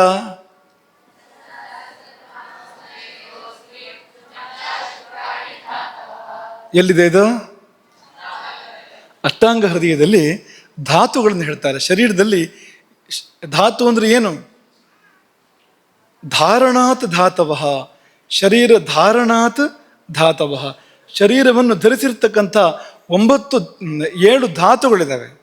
ರಸ, ರಕ್ತ, ಮಾಂಸ, ಮೇಧಸ್ಸು, ಅಸ್ಥಿ, ಮಜ್ಜೆ, ಶುಕ್ರ ಅಲ್ವಾ? 7 ಧಾತುಗಳಿದ್ದಾವೆ ಶರೀರದಲ್ಲಿ. ರಸ, ಶೃಂಗ್, ಮಾಂಸ, ಮೇಧೋಸ್ಥಿ, ಮಜ್ಜಾ, ಶುಕ್ರಾಣಿ, ಧಾತವಃ. 7 ಧಾತುಗಳು. ಆ 7 ಧಾತುಗಳು ದೇಹವನ್ನು ಧರಿಸಿದಾವೆ. ಅಷ್ಟೇನು, ನಮ್ಮ ಕುಲ ಪರಂಪರೆಯನ್ನು ಧರಿಸಿದಾವೆ ಅಂದ್ರೂ ಕೂಡ ತಪ್ಪಿಲ್ಲ. ದೇಹ ಮಾತ್ರ ಅಲ್ಲ, ದೇಹಕ್ಕೆ ಹಿಂದೊಂದು ಪರಂಪರೆ ಇದೆ. ದೇಹದ ಹಿಂದೆ ಎಷ್ಟೋ ದೇಹಗಳಿದ್ದಾವೆ. ನಮ್ಮ ಅಪ್ಪ, ಅಜ್ಜ, ಮುತ್ತಜ್ಜ ಎಷ್ಟು ದೇಹಗಳಿದ್ದಾವೆ ಹೇಳಿ, ಮುಂದೂ ಹಾಗೆ. ಹಾಗಾಗಿ ಅದೆಲ್ಲ ಧರಿಸಿರ್ತಕ್ಕಂಥ ಧಾತುಗಳು. ಈ ಧಾತುಗಳು ಅವು ಏನು ಮಾಡ್ತವೆ ಅಂದರೆ ತುಂಬ ಕಾರ್ಯಗಳನ್ನ ಹೇಳಿದ್ದಾರೆ ಧಾತುಗಳಿಗೆ. ಮುಖ್ಯ ಕಾರ್ಯಗಳು ಅಂತ ತಗೊಂಡ್ರೆ ಪ್ರೀಣನಂ, ಮೊದಲನೇ ಧಾತು ಯಾವುದು? ಅದೇನು ಮಾಡುತ್ತೆ? ಪ್ರೀಣನಂ, ಪ್ರೀತಿಯನ್ನು ಮಾಡುತ್ತೆ. ರಸ ಅಂದರೆ ಹಾಗೆ ಅಲ್ವಾ? ಯಾವುದು ಪ್ರೀತಿಯನ್ನು ಉಂಟು ಮಾಡುತ್ತೋ ಅದಕ್ಕೆ ರಸ ಅಂತ ಹೆಸರು. ಇಲ್ಲಿದ್ರೆ ವಿರಸ, ಚೆನ್ನಾಗಿದ್ರೆ ಸರಸ, ಇಲ್ಲೇ ಇದ್ರೆ ಅವ್ರಿಗೂ ವಿರಸ ಬಂದಿದೆ ಈಗ ಅಂತ ಹೇಳ್ತಾರಲ್ಲ ಅಲ್ವಾ. ಹಾಗಾಗಿ ಪ್ರೀಣನಂ. ಮುಂದಿನದು ರಕ್ತ. ರಕ್ತ ಏನ್ ಮಾಡುತ್ತೆ? ಜೀವನಂ, ಜೀವಯತಿ, ಅವನು ಬದುಕಿಸಿ ಇಟ್ಟಿದೆ ಅದು. ಆಮೇಲೆ ಮುಂದಿನದು ಧಾತು ಯಾವುದು? ಮುಂದಿನದು ಮಾಂಸ. ಏನ್ ಮಾಡುತ್ತೆ? ಲೇಪ. ಈಗ ಒಂದು ಕಲ್ಲಿನ ಕಟ್ಟಡ ಅಂದ್ರೆ ಕಲ್ಲು ಕಟ್ಟಿದ್ರೆ ಕಲ್ಲು ಮೇಲೆ ಮಣ್ಣು ಮೆತ್ತಾರೆ. ಈಗ ಬೇರೆ ಮೆತ್ತಾರೆ. ಈಗೇನು ಮೆತ್ತಾರೆ? ಸಿಮೆಂಟ್ ಮೆತ್ತಾರೆ. ಮೊದ್ಲೇನು ಮೆತ್ತಾ ಇದ್ರು? ಅದೇ ಮಾಂಸ ಅಂದ್ರೆ. ಒಳಗಿರೋ ಅಸ್ಥಿ ಇದೆಯಲ್ಲ, ಎಲುಬಿದೆಯಲ್ಲ, ಅದು ಕಲ್ಲು ಕಟ್ಟಿದ ಹಾಗೆ ಅದ್ರ ಮೇಲೆ ಮಣ್ಣು ಮೆತ್ತಿದ ಹಾಗೆ, ಅಥವಾ ಸಾರಣೆ ಮಾಡೋದು ಅಂತ ಹೇಳ್ತೀವಲ್ಲ, ಅದ್ಯಾವುದು? ಮಾಂಸ. ಮಾಂಸದ್ದೇ ಉಪಧಾತು ಚರ್ಮ ಅಂತ ಹೇಳ್ತಾರೆ ನೋಡಿ ಅಲ್ಲಿ. ಹಾಗಾಗಿ ಅದು ಮೇಲಿಂದ ಅದನ್ನು ನುಣುಪು ಮಾಡಿದರೆ ಅದು ಚರ್ಮ ಅಂತ ಅಲ್ವಾ. ಹಾಗೆ ಬಿಟ್ಬಿಡ್ತಾರೆ ಮೆತ್ತಿ. ಮಣ್ಣಾದರೂ ಕೂಡ ನುಣುಪು ಮಾಡ್ತಾರೆ, ಅದನ್ನು ಮಣ್ಣಿನ ಗುಡಿನಾದ್ರೂ ಕೂಡ ನುಣುಪು ಮಾಡ್ತಾರೆ. ಹಾಗೆ ಈ ಸಾರಣೆ ಆದರೂ ಕೂಡ ಅದನ್ನು ಎಷ್ಟು ನುಣುಪು ಮಾಡ್ತಾರೋ ಅಷ್ಟು ಆ ಕಟ್ಟಡದ ಮಹತ್ವ ಜಾಸ್ತಿ ಆಗುತ್ತೆ. ಪಳಪಳ ಹೊಳೆಯುತ್ತೆ ನೋಡಿ. ಚರ್ಮನೂ ಹಾಗೆ ಅಲ್ವಾ? ಹೊಳೆಯೋದು ಯಾವುದು? ಇದೇ ತಾನೇ. ಇದು ದೊರಗಾಗಿದ್ದರೆ ಚರ್ಮ ಏನು ಚೆನ್ನಾಗಿ ಕಾಣುತ್ತೆ ಅದು ಹೇಳಿ. ಹಾಗೆ ಲೇಪಹ ಅಂತ, ಮೆತ್ತೋದು ಅಂತ ಮೇಲ್ಗಡೆಯಿಂದ ಅಂತ. ಮುಂದಿನ ಧಾತು ಯಾವುದು? ಮೇಧಸ್ಸು. ಮೇಧಸ್ಸಿನ ಕೆಲಸ ಸ್ನೇಹ. ಎಷ್ಟು ಚೆನ್ನಾಗಿದೆ ನೋಡಿ. ಮೇಧಸ್ಸು ಅಂದ್ರೆ ಏನು? ಅಂದ್ರೆ ಸ್ನೇಹ ಅಂತ. ಸ್ನೇಹ ಅಂದ್ರೆ ಏನು? ಯಾವುದು ಎರಡನ್ನು ಕೂಡಿಸುತ್ತೋ ಅದಕ್ಕೆ ಸ್ನೇಹ ಅಂತ ಹೆಸರು. ನೀವು ತರ್ಕಶಾಸ್ತ್ರ ಗೊತ್ತು ನಿಮಗೆ ಅಲ್ವಾ? ಚೂರ್ಣಾದಿ ಚೂರ್ಣಾದಿ ಪಿಂಡೀ ಭಾವ ಹೇತು. ಹಿಟ್ಟು ಬಿಡಿ ಬಿಡಿಯಾಗಿರುತ್ತೆ ಒಣಗಿದ್ದಾಗ. ಸ್ನೇಹ ಸೇರಿದ್ರೆ, ನೀರಾಗಲಿ ಎಣ್ಣೆ ಆಗಲಿ ತುಪ್ಪ ಆಗಲಿ ಸೇರಿದ್ರೆ ಅದು ಒಂದು ಇದು ಪೂರ್ತಿ ಒಂದಾಗತ್ತೆ, ಸೇರ್ಕೊಡತ್ತೆ, ಒಂದಕ್ಕೊಂದು ಬಿಡದೆ ಇರೋ ಹಾಗೆ ಅಂತ. ಸ್ನೇಹ ಅಂದರೆ ಎರಡೂ ಅರ್ಥದಲ್ಲೂ ಹಾಗೆ ಅಂತ. ಈಗ ಜಿಡ್ಡಿನ ಅಂಶಕ್ಕೆ ಸ್ನೇಹ ಅಂತ ಕರೆಯೋದು, ಅದು ಕೂಡ ಹಾಗೆ, ಅದು ಕೂಡಿಸೋ ಸ್ವಭಾವ ಇದೆ ಅದಕ್ಕೆ. ಹಾಗೆ ನಾವು ಸ್ನೇಹ ಪ್ರೀತಿ ಅಂತ ಯಾವ್ದು ಹೇಳ್ತೀವಿ ಅದು ಕೂಡ ಎರಡು ಜೀವಗಳನ್ನು ಬೆಸೆಯುತ್ತೆ ಅದು. ಹಾಗಾಗಿ ಸ್ನೇಹ ಅಂತ ಹೆಸರು ಅದಕ್ಕೆ. ಇಲ್ದಿದ್ರೆ ಇದನ್ನು ಸ್ನೇಹ ಅಂತ ಯಾಕೆ ಕರಿಬೇಕು? ಎರಡು ಕಡೆ ಸ್ನೇಹ ಶಬ್ದ ಬಳಸ್ತಾ ಇದ್ರಲ್ಲ, ಏನು ಅರ್ಥ ಅಂದ್ರೆ ಎರಡು ಒಂದೇ ಅರ್ಥ ಅಂತ, ಕೂಡಿಸೋದು ಅಂತ, ಜೋಡಿಸೋದು ಅಂತ. ಹಾಗೆ ಆ ಕಾರ್ಯ ಮಾಡ್ತಕ್ಕಂಥ ಆ ಜಿಡ್ಡಿನ ಅಂಶ ಏನಿದೆ ಅದು ಮೇಧಸ್ಸಿನ ಕೆಲಸ. ಅದು ಮುಂದಿನ ಧಾತು ಯಾವುದು? ಅದ್ರ ಕೆಲಸ ಏನು?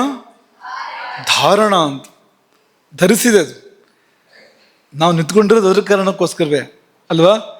ಅದೇನಾದ್ರು ಧಾರಣ ಮಾಡದೇ ಇದ್ರೆ ಬಿದ್ದುಬಿಡದೆ, ಮುಗ್ದ ಹೋಯ್ತು. ಹಾಗಾಗಿ ಧರಿಸುವುದು ಅಸ್ಥಿಯ ಕಾರ್ಯ. ಪೂರ್ಣ ಮುಂದಿನ ಧಾತುವಿನದ್ದು. ಯಾವುದು ಮುಂದಿನ ಧಾತು? ತುಂಬಿಸುತ್ತೆ ಅದು. ಆ ಅಸ್ಥಿ ಅನ್ನುವಂಥ ಅತಿ ಶುಷ್ಕವಾದ ಪದಾರ್ಥ, ಅದರಲ್ಲಿ ಏನಾದ್ರು ಒಂದು ಒಂದು ಒಂದು ರಸಾಂಶ ಇದೆಯಾ ಅಂದರೆ ಏನೂ ಇಲ್ಲ ಅಂತ ಅನ್ಸುತ್ತೆ ಅದು ನೋಡಿದರೆ. ಅದು ಸೂರ್ಯನದ್ದಲ್ವ ಅದು. ಹಾಗಾಗಿ ಸೂರ್ಯಗ್ರಹಕ್ಕೆ ಸಂಬಂಧಪಟ್ಟಿರೋಂಥದ್ದು ಹಾಗೇ ಇದೆ ಅದು. ಆದರೆ ಅಂಥದ್ದನ್ನು ಕೂಡ ಒಳಗೆ ಸ್ನೇಹದಿಂದ ತುಂಬುವಂಥದ್ದು ಯಾವುದು ಅಂದರೆ ಅದು ಮಜ್ಜೆ. ಸ್ನೇಹ ಇದೆಯಲ್ಲ, ಸೂರ್ಯನಿಗೂ ಕುಜನಿಗೂ ಸ್ನೇಹ ಇದೆಯಲ್ವಾ. ಹಾಗಾಗಿ ಆ ಸ್ನೇಹದಿಂದ ತುಂಬಿಸುತ್ತೆ ನೋಡಿ ಅದು ಅಂತ. ಇನ್ನು ಕೊಟ್ಟ ಕೊನೆಗೆದು ಶುಕ್ರಧಾತು. ಅದರ ಕೆಲಸ ಏನು? ಗರ್ಭೋತ್ಪಾದ. ಗರ್ಭ ಶುಕ್ರಧಾತುವಿನ ಕಾರ್ಯ. ಹಾಗಾಗಿ ಹೇಳಿದ್ವು ನಾವು, ಈ ಧಾತುಗಳ ಕಾರ್ಯ ಈ ದೇಹಕ್ಕೆ ಸೀಮಿತ ಅಲ್ಲ, ಅದೊಂದು ಪರಂಪರೆ ಅಂತ ಯಾಕೆ ಹೇಳಿದ್ರು ಅಂದರೆ, ಈ ಶುಕ್ರಧಾತು ತಗೊಂಡ್ರೆ ಮುಂದಿನ ಇಡೀ ಪೀಳಿಗೆ ಇದೆ, ಒಂದು ತಲೆಮಾರಲ್ಲ, ಮುಂದಿನ ತಲೆಮಾರು ತಗೊಂಡ್ರೆ ಪೀಳಿಗೆಗಳು ಬರುತ್ತೆ ನೋಡಿ ಅದರಲ್ಲಿ ಅಂತ. ಹಾಗಾಗಿ ಈ ಧಾತುಗಳು ದೇಹವನ್ನು ಮಾತ್ರ ಅಲ್ಲ, ಪರಂಪರೆಯನ್ನೇ ಧಾರಣೆ ಮಾಡಿವೆ ಅಂದರೆ ತಪ್ಪಿಲ್ಲ. ಹಾಗೆ ಪರಂಪರೆ ಅಂಶಗಳನ್ನೆಲ್ಲ ಧಾರಣೆ ಮಾಡಿ, ನಮ್ಮ ಮೂಳೆ ಅಸ್ಥಿ ರಕ್ತ ಇದರಲ್ಲಿ ನಮ್ಮ ಹಿಂದಿನವರದ್ದೆಲ್ಲ ಇದೆ ಅಂಶಗಳು. ಅದೇ ರಕ್ತ ಹರಿತಾ ಇರೋದು ನನ್ನಲ್ಲಿ ಅಂತೆಲ್ಲ ಹೇಳೋದಿಲ್ವಾ? ಅಪ್ಪ ಮಗ ಜಗಳ ಮಾಡಬೇಕಾದ್ರೆ ನಿನ್ನ ರಕ್ತನ ಹರಿತಾ ಇರೋದು ನನ್ನಲ್ಲಿ ಅಂತ ಹೇಳ್ತಾರೆ ನೋಡಿ ಕೆಲವು ಸತಿ ಮಕ್ಕಳು. ಅದರೆಲ್ಲ ಹೀರೋ ಸೂಕ್ಷ್ಮಗಳನ್ನ ಅರ್ಥ ಮಾಡ್ಕೊಂಡಿರೋದಿಲ್ಲ, ಸಿಟ್ಟು ಮಾಡ್ಕೊಂಡು ಕೂಗಾಡ್ತಾ ಇರ್ತಾರೆ ಹೊರತು ಅಲ್ಲೂ ತುಂಬ ವಿಷಯಗಳಿದೆ ಅಂತ. ಹೌದು ಅಂತ, ಅಲ್ಲಿಂದ ಬಂದಿದೆ ಅಂತ. ಅನೇಕ ಸಂಗತಿಗಳು ಈ ರಕ್ತ ಹೊಸದಾಗ್ತಾ ಇದ್ರು ಬದಲಾಗ್ತಾ ಇದ್ರು ಕೂಡ ಬದಲಾಗದೇ ಇರುವಂತೆ ಇಡೀ ನಮ್ಮ ಅಜ್ಜ ಮುತ್ತಜ್ಜ ಪರಂಪರೆಯಿಂದ ಅನೇಕ ಸಂಗತಿಗಳೆಲ್ಲ ಬಂದು ಉಳ್ಕೊಂಡಿವೆ ಅಲ್ಲಿವೆ ಅಲ್ಲಿ. ಹಾಗಾಗಿ ಇದೆಲ್ಲ ಧಾರಣೆ ಮಾಡ್ತಕ್ಕಂಥ ಧಾತುಗಳು 7 ಧಾತುಗಳು ಅಲ್ವಾ.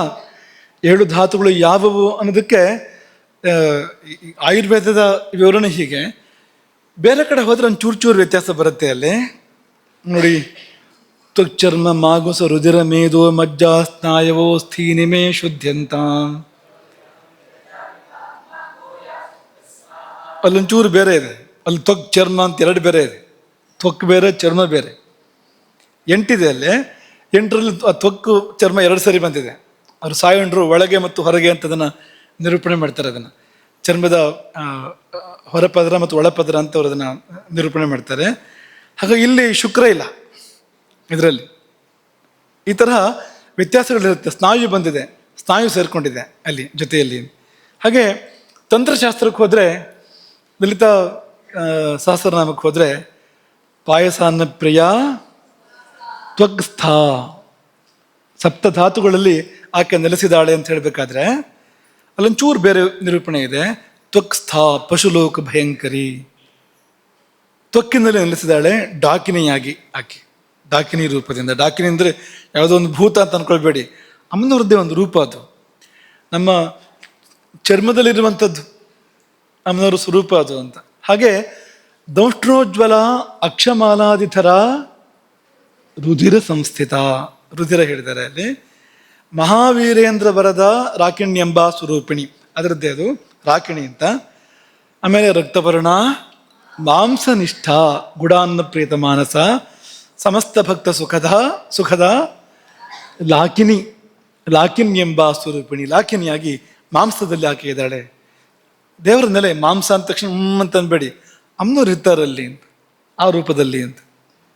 ಹಾಗೆ ಮೇಧೋನಿಷ್ಠ ಮಧುಪ್ರೀತ ಬಂದಿನ್ಯಾದಿ ಸಮನ್ವಿತ ದಧ್ಯನ್ನಾಸಕ್ತ ಹೃದಯ ಕಾಕಿನಿ ರೂಪಧಾರಿಣಿ. ಕಾಕಿನಿ ಅಂತ ಆಕೆಗೆ ಮೊಸರನ್ನ ಇಷ್ಟ. ಮೇಧಸ್ಸಲ್ಲಿರುವವಳು,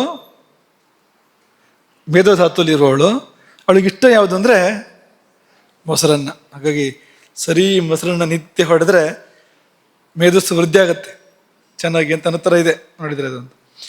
ಆಮೇಲೆ ಮೂಲಾಧಾರಾಂಬುಜಾರೂಢ ಪಂಚಭಕ್ತ್ರ ಅಸ್ಥಿ ಸಂಸ್ಥಿತ, ಅಸ್ಥಿಯಲ್ಲಿದ್ದಾಳೆ ಅವಳು. ಮುದ್ಗೋದನಾಸಕ್ತ ಚಿತ್ತ, ಹೆಸರನ್ನ ಪ್ರೀತಿ ಅವಳಿಗೆ. ಸಾಕಿನ್ ಎಂಬ ಸ್ವರೂಪಿಣಿ, ಸಾಕಿನಿ ಅಂತ ಹೆಸರು ಆಕೆಗೆ. ಅಸ್ಥಿ ಅಂತ ಬಂತು ಇಲ್ಲಿ ನೋಡಿ. ಮುಂದಿನದು ಮಜ್ಜಾ ಸಂಸ್ಥಾ ಹಂಸಪತಿ ಮುಖ್ಯ ಶಕ್ತಿ ಸಮನ್ವಿತ ಹರಿದ್ರಾನ್ನೈಕ ರಸಿಕ, ಆಕೆಗೆ ಅರಿಶಿಣದನ್ನ ಪ್ರೀತಿ. ಹರಿದ್ರಾನ್ನೈಕ ರಸಿಕ ಹಾಕಿನಿ ರೂಪಧಾರಿಣಿ. ಹಾಕಿನಿ ರೂಪಧಾರಣಿ ಎನ್ನುವಾಗ ಅಮ್ಮನವರೇ, ಅದು ಬೇರೆ ಅಲ್ಲ, ಲಲಿತಾ ಸಹಸ್ರನಾಮದ ಭಾಗ ಇದು. ಮತ್ತು ಹಾಕಿನಿ ರೂಪಧಾರಿಣಿ ಅಂತನ್ನುವಾಗ ಅವಳೇ ಆ ರೂಪದಲ್ಲಿ ಬಂದಿರೋದು. ಶಾಕಿನ ಡಾಕಿನಿಗಳಿಗೆ ಗುಣಪಡಿಸ್ತೇನೆ ಅಂತಂದರೆ ಅದು ಏನೋ ಒಂದು ಭೂತ ಅಂತ ಅನ್ಕೊಳ್ಬೇಡಿ ಅಂತ. ಈ ಧಾತುನಾಥ ದೇವಿಯರು ಅಂತ ಕರೀತಾರೆ. ದೇವಿಯರಿಗೆ ಧಾತುನಾಥೆಯರು ಅಂದರೆ ಒಂದೊಂದು ಧಾತುಗಳ ಒಡತಿಯರು ಅಂತ, ಧಾತುನಾಥ ದೇವಿಯರು ಅಂತ. ಇವರನ್ನು ಒಲಿಸ್ಕೊಂಡ್ರೆ ಈ ಧಾತುಗಳ ಪುಷ್ಟಿ ಅಂತ. ಹಾಗೆ ಇವರನ್ನು ಶತ್ರುಗಳ ಮೇಲೆ ಪ್ರಯೋಗ ಮಾಡೋದು ಉಂಟು ಯುದ್ಧದಲ್ಲಿ ಅಂತ.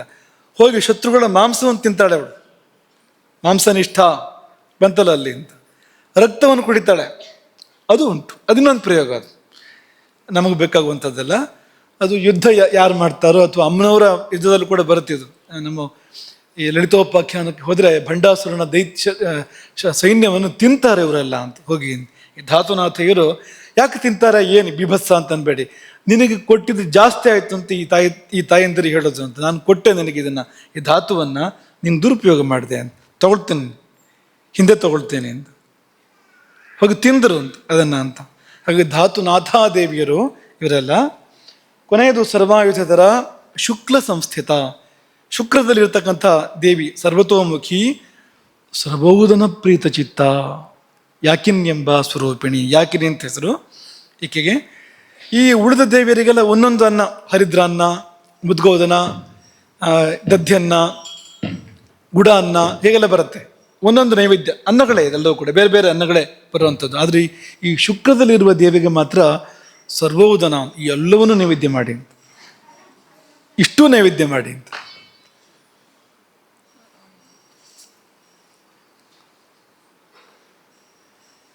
ಸರ್ವತೋಮುಖಿ ಸರ್ವಾಯುಧರ ಎನ್ನುವಾಗ ಶುಕ್ರದಲ್ಲಿ ಎಲ್ಲವೂ ಇದೆ ಅಲ್ವಾ. ಈ ಶುಕ್ರ ಧಾತು ತಗೊಂಡ್ರೆ ಈ ಎಲ್ಲ ಧಾತುಗಳು ಶುಕ್ರ ಧಾತುವಿನಲ್ಲಿ ಇದೆ ಅಂತ. ನೀವು ಈ ಕಡೆ ಗಮನ ಕೊಡಿ, ಆ ಕಡೆ ಈ ಕಡೆ ಎಲ್ಲ ಧಾತುಗಳು ಕೂಡ ಆ ಶುಕ್ರ ಧಾತುವಿನಲ್ಲಿ ಇಲ್ಲೇ ಇದ್ದರೆ ಮಗುವಿನಲ್ಲಿ ಹೇಗೆ ಬರುತ್ತೆ ಎಲ್ಲವೂ ಕೂಡ ಅಂತ. ಹಾಗಾಗಿ ಸರ್ವಾಯುಧರ ಸರ್ವತೋಮುಖಿ ಸರ್ವೋದನ ಪ್ರೇತ ಚಿತ್ತ ಅಂತಲೇ ಹೇಳೋದು ಆ ಕಾರಣಕ್ಕೆ. ಇಲ್ಲಿ ಒಂಚೂರು ಬೇರೆ ತ್ವಕ್ ಬಂತು, ಇಲ್ಲಿ ರಸ ಇಲ್ಲ. ರಸಕ್ಕೂ ಮತ್ತು ತ್ವಕ್ಕಿಗೂ ಚರ್ಮಕ್ಕೂ ಸಂಬಂಧ ತುಂಬ ಇದೆ ಅಂತಲೂ ಹೇಳ್ತಾರೆ. ಈ ಚರ್ಮ ಮತ್ತು ರಸ ಇದೆಯಲ್ಲ, ರಸದಿಂದ ಚರ್ಮ ಅಂತ ಅಲ್ಲದೆ ಇದ್ರೂ ಕೂಡ ತುಂಬ ಬಾಂಧವ್ಯ ಇದೆ ರಸಧಾತುವಿಗೂ ಚರ್ಮಧಾತುವಿಗೂ. ಹಾಗಾಗಿ ರಸಧಾತುವಿನ ಕಾರಕ ಯಾರು ಜ್ಯೋತಿಷದಲ್ಲೇ? ರಸಕ್ಕೆ ಕಾರಕ ಯಾರು? ಬುದ್ಧಿ ಉಪಯೋಗಿಸಿ ಚಂದ್ರ.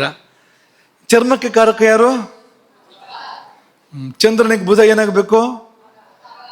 ಸಂಬಂಧ ಇದೆ ನೋಡಿ, ಅಲ್ಲಿಂದಲ್ಲಿಗೆ ಸಂಬಂಧ ಉಪಕಾರಕತ್ವ ಇದೆ ನೋಡಿ. ಜ್ಯೋತಿಷ ತಗೊಂಡ್ರು ಕೂಡ ಆ ಬಾಂಧವ್ಯ ಗೊತ್ತಾಗತ್ತೆ ನಮಗೆ. ಹಾಗಾಗಿ ಕೆಲವರು ರಸದ ಬದಲು ತ್ವಕ್ಕನ್ನು ಹೇಳ್ತಾರೆ, ತ್ವಕ್ಕಿನ ಬದಲು ರಸವನ್ನು ಹೇಳ್ತಾರೆ. ಈಗ ಇಂಥದ್ದು ನಡೀತದೆ ಅಲ್ಲಿ ಅಂತ. ಹಾಗೆ ಜ್ಯೋತಿಷಕ್ಕೆ ಹೋದರೆ ಅವರೊಂಚೂರು ಬೇರೆ ಥರ ಹೇಳ್ತಾರೆ. ಅಸ್ಥಿ ರಕ್ತಂಚ ಮಜ್ಜಾಚ ತ್ವಗ್ವಸ ಶುಕ್ಲ ವಸ್ನಸ ಏವಂ ಹಿ ಧಾತವ ಸಪ್ತ ಸೂರ್ಯಾದೀನಾಂ ಪ್ರಕೀರ್ತಿತ. ಸೂರ್ಯಾದಿ 7 ಗ್ರಹಗಳಿಗೆ 7 ಧಾತುಗಳು ಅಂತ ಹೇಳಬೇಕಾದ್ರೆ ಅಸ್ಥಿ ರಕ್ತ, ಮಜ್ಜ, ತ್ವಕ್ ಅಂದರೆ ಚರ್ಮ, ವಸ, ಶುಕ್ಲ, ವಸ್ನಸ ಅಂತ ಈ ರೀತಿಯಲ್ಲಿ ಅವರು ವಿಭಾಗ ಮಾಡ್ತಾರೆ. ಹೀಗೆ 7 ಧಾತುಗಳು ನಮ್ಮಲ್ಲಿದೆ ಅಂತ ಅದಕ್ಕೆ ನೆನಪು ಮಾಡಿಕೊಂಡು, ಹೀಗೆ ಪಂಚಭೂತಗಳಿದೆ, ಸಪ್ತ ಧಾತುಗಳಿವೆ. ಎರಡೂ ಸತ್ಯ. ಪಂಚಭೂತಗಳಿರೋದು ಕೂಡ ಹೌದು, ಸಪ್ತ ಧಾತುಗಳಿರೋದು ಕೂಡ ಹೌದು. ಈಗ ಮತ್ತೆ ವಾಪಸ್ ಮೊದಲಿನ ಜಾಗಕ್ಕೆ ಹೋಗೋಣ. ಪಂಚಭೂತಾತ್ಮಕ ಶರೀರ ಇದು.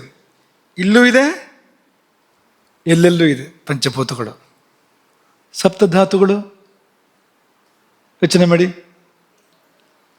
ಸಪ್ತಧಾತುಗಳು ಇಲ್ಲಿದೆ, ಹೊರಗಡೆಗೆ ಏನನ್ಸುತ್ತೆ? ಇದೆಯಾ? ಎಲ್ಲೆಲ್ಲೂ ರಕ್ತ, ಅಸ್ಥಿ, ಮಜ್ಜೆ, ಮಾಂಸ ಹೀಗಿದೆಯಾ ಪ್ರಪಂಚ? ಮತ್ತೆ ಹೇಗೆ ನೀವು ನಾನು ನೀನು ಒಂದೇ ಅಂತ ಅನ್ನೋದು ಬ್ರಹ್ಮಾಂಡಕ್ಕೆ ವ್ಯತ್ಯಾಸ ಬಂತಲ್ಲ? ಪಂಚಭೂತಗಳು ಅಂತ ತಗೊಂಡ್ರೆ 2 ಒಂದೇ, ಅಲ್ಲಿರೋದು ಇಲ್ಲಿದೆ, ಇಲ್ಲಿರೋದೇ ಅಲ್ಲಿದೆ. ಆದರೆ ಸಪ್ತಧಾತುಗಳು ನಾವು ಅಂತ ತಗೊಂಡಾಗ ಇಲ್ಲಿ ಮಾತ್ರ ಇದೆ, ಅದು ಹೊರಗಡೆಗಿಲ್ಲ. ಇರುವಲ್ಲಿಯೂ ಬೇರೆ ತರಹ ಇದೆ. ಈ ಜಗತ್ತು ಅಂತ ತಗೊಂಡ್ರೆ ಒಂದೊಂದು ಪ್ರಾಣಿ ತಗೊಂಡ್ರೆ ಅಲ್ಲಿ ಇರ್ಬೋದು, ಎಲ್ಲ ಪ್ರಾಣಿಗಳಲ್ಲೂ ಕೂಡ ಇಲ್ಲ. ಈಗ ಮರ ಅಂತ ತಗೊಂಡ್ರೆ ಹೀಗೆ ಇದೆಯಾ ಅಂದರೆ ಹೀಗೆ ಇಲ್ಲ ಅಲ್ಲಿ. ಎಲ್ಲ ಪ್ರಾಣಿಗಳಲ್ಲೂ ಹೀಗೆ ಇರೋಕ್ಕೆ ಸಾಧ್ಯ ಇಲ್ಲ ಅಂತ ಬೇರೆ ಬೇರೆ ತರಹ ಇದೆ ಅಲ್ಲಿ. ಇಲ್ಲಿ ಬಗ್ಗೆ ಹೇಳುವಾಗ ಈ ರೀತಿಯಲ್ಲಿ ಅಂತ. ಹಾಗಾಗಿ ಈ ಪಂಚಭೂತಗಳು ಹೊರಗಿಂದ ಒಳಗೆ ಬರುತ್ತೆ, ಇಲ್ಲಿಂದ ಮತ್ತೆ ವಿಸರ್ಜಿತವಾಗಿ ಹೋಗಿ ಅಲ್ಲೇ ಸೇರುತ್ತೆ, ಆಗ್ತಾ ಇರುತ್ತಲ್ಲ. ಪ್ರತಿಕ್ಷಣವೂ ಕೂಡ ಜೀವಕೋಶಗಳು ಸಾಯ್ತಾ ಇರುತ್ತೆ, ಸತ್ಯ ಎಲ್ಲೋಗಿ ಸೇರುತ್ತೆ ಅದು, ಮತ್ತೆ ಪಂಚಭೂತಗಳಿಗೆ ಹೋಗಿ ಸೇರುತ್ತೆ ಅದು, ಹೊಸದು ಬರ್ತಾ ಇರುತ್ತೆ ಅಲ್ಲಿ. ಮತ್ತೆ ಒಂದು ಚಕ್ರ ನಡೀತಾ ಇರುತ್ತೆ, ಇದಾಗ್ತಾ ಇರುತ್ತೆ. ಆದರೆ ಈ ಸಪ್ತ ಧಾತುಗಳು ಎಲ್ಲಿಂದ ಬರಬೇಕು? ಇದು ಹೊಸ್ತಾಗ್ತಾನೆ ಇರ್ಬೇಕಲ್ಲ. ಸಪ್ತ ಧಾತುಗಳು ಇದು ಎಲ್ಲಿಂದ ಬರಬೇಕು? 2 ಪ್ರಶ್ನೆಗಳು. ಒಂದು, ಪಂಚಭೂತಗಳು ಅಲ್ಲೂ ಇದೆ ಇಲ್ಲೂ ಇದೆ, ಅಲ್ಲಿದ್ದಾಗ ಇಲ್ಲಿದೆ ಅಂತಲ್ಲ, ಅಲ್ಲಿಂದ ತಗೊಂಡು ಅದನ್ನು ಇಲ್ಲಿಗೆ ಬೇಕಾದಾಗ ಬದಲಾವಣೆ ಆಗಬೇಕು, ಅದು ಆ ಒಂದು ವಿಷಯ ಇದೆ. ಇನ್ನೊಂದು, ಈ ಧಾತುಗಳು ಹೊರಗಡೆ ಈ ಥರ ಇಲ್ವೇ ಇಲ್ಲ. ಈಗ ಮಾಂಸಾಹಾರಿಗಳು ಯಾರು ಮಾಂಸ ತಿಂತಾರೆ, ರಕ್ತ ಕುಡಿತಾರೆ ಅನ್ನೋರು ಕೂಡ ಆ ರಕ್ತ ಸೀದಾ ರಕ್ತ ಪರಿವರ್ತನೆ ಆಗೋದಿಲ್ಲ ನಮ್ಮೊಳಗೆ ಹೋಗಿ. ಅದು ಇಡೀ ಪ್ರಕ್ರಿಯೆ ನಡೀಲೇಬೇಕು ಅಲ್ಲಿ ಕೂಡ ಅಂತ. ಹಾಗಿರುವಾಗ ಈ ಪಂಚಭೂತಗಳು ಈ ಪಂಚಭೂತಗಳಾಗಿ ಪರಿವರ್ತನೆ ಆಗೋದು ಹೇಗೆ? ಪಂಚಭೂತಗಳು ಸಪ್ತ ಧಾತುಗಳಾಗಿ ಪರಿವರ್ತನೆ ಆಗೋದು ಹೇಗೆ? ನೀವು ಮೊದಲೇ ಹೇಳಿದ್ವು, ಪ್ರತಿಕ್ಷಣ ನಷ್ಟಗಳಾಗ್ತಾ ಇದೆ ಇಲ್ಲಿ ಶರೀರದಲ್ಲಿ, ಎಲ್ಲವೂ ಪ್ರತಿಕ್ಷಣ ಕ್ಷಯಿಸ್ತಾ ಇದೆ. ಯಾಕೆಂದ್ರೆ ಯಂತ್ರ ಎಂಥದ್ದು ಅಂದರೆ ಅಪರೂಪದಲ್ಲಿ ಅಪರೂಪದ್ದು. ಇದು ಎಷ್ಟು ಕೆಲಸ ಮಾಡುತ್ತೆ, ಅದ್ಭುತ ಕೆಲಸ ಮಾಡುತ್ತೆ, ಅದು ತುಂಬ ಕೆಲಸ ಮಾಡುತ್ತೆ. ಹಾಗೆ ಕೆಲಸ ಮಾಡುವಾಗ ತನ್ನನ್ನು ತಾನು ಕಳ್ಕೊಳ್ತಾ ಇರುತ್ತೆ ನಿರಂತರವಾಗಿ. ಈಗ ಕಳ್ಕೊಂಡಿದ್ದನ್ನು ತುಂಬಬೇಕಲ್ಲ. ಪಂಚಭೂತಗಳು ಇಲ್ಲಿಯ ಪಂಚಭೂತಗಳಾಗಬೇಕಲ್ಲ. ಇಲ್ಲಿಯ ಪಂಚಭೂತಗಳಾಗೋದು ಅಂದ್ರೆ ಏನು? ಸಪ್ತ ಧಾತುಗಳಾಗಬೇಕಲ್ಲ ಇದು ಪಂಚಭೂತಗಳು. ಹೇಗಾಗೋದು ಇದು ಅಂದರೆ ಅಗ್ನಿ, ಅಲ್ಲಿ ಅಗ್ನಿಯ ಪಾತ್ರ ಇದೆ. ಆ ಪಂಚಭೂತಗಳನ್ನು ಇಲ್ಲಿಯ ಪಂಚಭೂತಗಳಾಗಿ ಇಲ್ಲಿಗೆ ಸಲ್ಲುವಂತೆ ಸಪ್ತ ಧಾತುಗಳಾಗಿ ಯಾವುದು ಮಾರ್ಪಡಿಸ್ತಾ ಇದೆ ಅಂದರೆ ಅದಕ್ಕೆ ಅಗ್ನಿ ಅಂತ ಹೆಸರು. ಆಯಿತು, ಇದನ್ನ ಹೇಳಿದ್ರಲ್ಲ ಅಂತಂದರೆ ಅಲ್ಲ ಹೇಳಾಗಿಲ್ಲ ಪೂರ್ತಿ. ಅದನ್ನು ಭೂತಾಗ್ನಿಗಳು ಅಂತ ಕರೀತಾರೆ. ಭೂತಾಗ್ನಿಗಳು ಅಂದರೆ ನಮ್ಮಲ್ಲಿ ಏನು ಪಂಚಭೂತಗಳಿದೆ ಅದರೊಳಗೆಲ್ಲ ಅಗ್ನಿ ನೆಲೆಸಿದೆ ಅಂತ. ಒಂದೊಂದು ಪಂಚಭೂತದಲ್ಲಿ ಕೂಡ ಅಗ್ನಿ ನೆಲೆಸಿದೆ. ನಮ್ಮಲ್ಲಿ ಒಂದು ಸಪ್ತ ಧಾತುಗಳಿದೆ, ಈ ಒಂದೊಂದು ಧಾತುವಿನಲ್ಲಿ ಕೂಡ ಅಗ್ನಿ ನೆಲೆಸಿದೆ. ಅದನ್ನು ಧಾತ್ವಗ್ನಿ ಎಂದು ಕರೀತಾರೆ. ಧಾತುಗಳಲ್ಲಿ ನೆಲೆಸಿದ ಅಗ್ನಿಯನ್ನು ಧಾತ್ವಗ್ನಿ ಎಂದು ಕರೀತಾರೆ. ಎಷ್ಟು ಅದು? 7 ಧಾತುಗಳು ಮತ್ತು 7 ಅಗ್ನಿಗಳು. ಹಾಗೆ ಪಂಚಭೂತಗಳಲ್ಲಿ ಪಂಚಾಗ್ನಿಗಳು ಅಲ್ಲಿಯೂ ಕೂಡ ಅಂತ. ಅದನ್ನು ಭೌಮ, ಆಪ್ಯ ಅಂತ ಹೀಗೆಲ್ಲ ಕರೀತಾರೆ. ಅಂದರೆ ಆಯಾ ಧಾತುವಿಗೆ ಸಂಬಂಧಪಟ್ಟಿರ್ತಕ್ಕಂಥದ್ದು. ಒಂದು ತೈಜಸ ಅಂತ ಹೀಗೆಲ್ಲ ಅದೇ ಧಾತುಗಳ ಹೆಸರಿಂದ ಕರೀತಾರೆ. ಭೌಮ, ಆಪ್ಯ, ಆಗ್ನೇಯ, ವಾಯವ್ಯ, ನಾಭಸ. ಭೌಮ ಅಂದರೆ ಭೂಮಿಗೆ ನಮ್ಮಲ್ಲಿರ್ತಕ್ಕಂಥ ಭೂಮಿ ಅಂಶ ಏನಿದೆ ಅದರಲ್ಲಿ ನೆಲೆಸಿರ್ತಕ್ಕಂಥ ಅಗ್ನಿ ಇದು, ಭೂಮಿಯಲ್ಲಿರ್ತಕ್ಕಂಥದ್ದು ಭೌಮ. ಆಪ್ಯ ಅಪ್, ಜಲಭೂತದಲ್ಲಿರ್ತಕ್ಕಂಥದ್ದು. ಆಗ್ನೇಯ, ಅಗ್ನಿಯಲ್ಲಿ ಮತ್ತೆ ಅಗ್ನಿ ಇದೆ. ವಾಯವ್ಯ, ವಾಯುವಿನಲ್ಲಿ.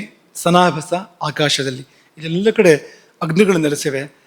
ಅವು ಸಾಕಷ್ಟು ಜೀರ್ಣ ಪ್ರಕ್ರಿಯೆಯನ್ನು, ಆ ಕೆಲಸನ ಹೂ ಕೂಡ ಮಾಡ್ತವೆ, ಇವು ಕೂಡ ಮಾಡ್ತವೆ. ಇದೆಲ್ಲ ಅದಕ್ಕೆ ಸಹಾಯ ಮಾಡುವಂಥದ್ದು. ಯಾವುದಕ್ಕೆ? ಜಠರಾಗ್ನಿಗೆ ಇವೆಲ್ಲ ಪೂರಕವಾಗಿ ಕೆಲಸ ಮಾಡ್ತವೆ.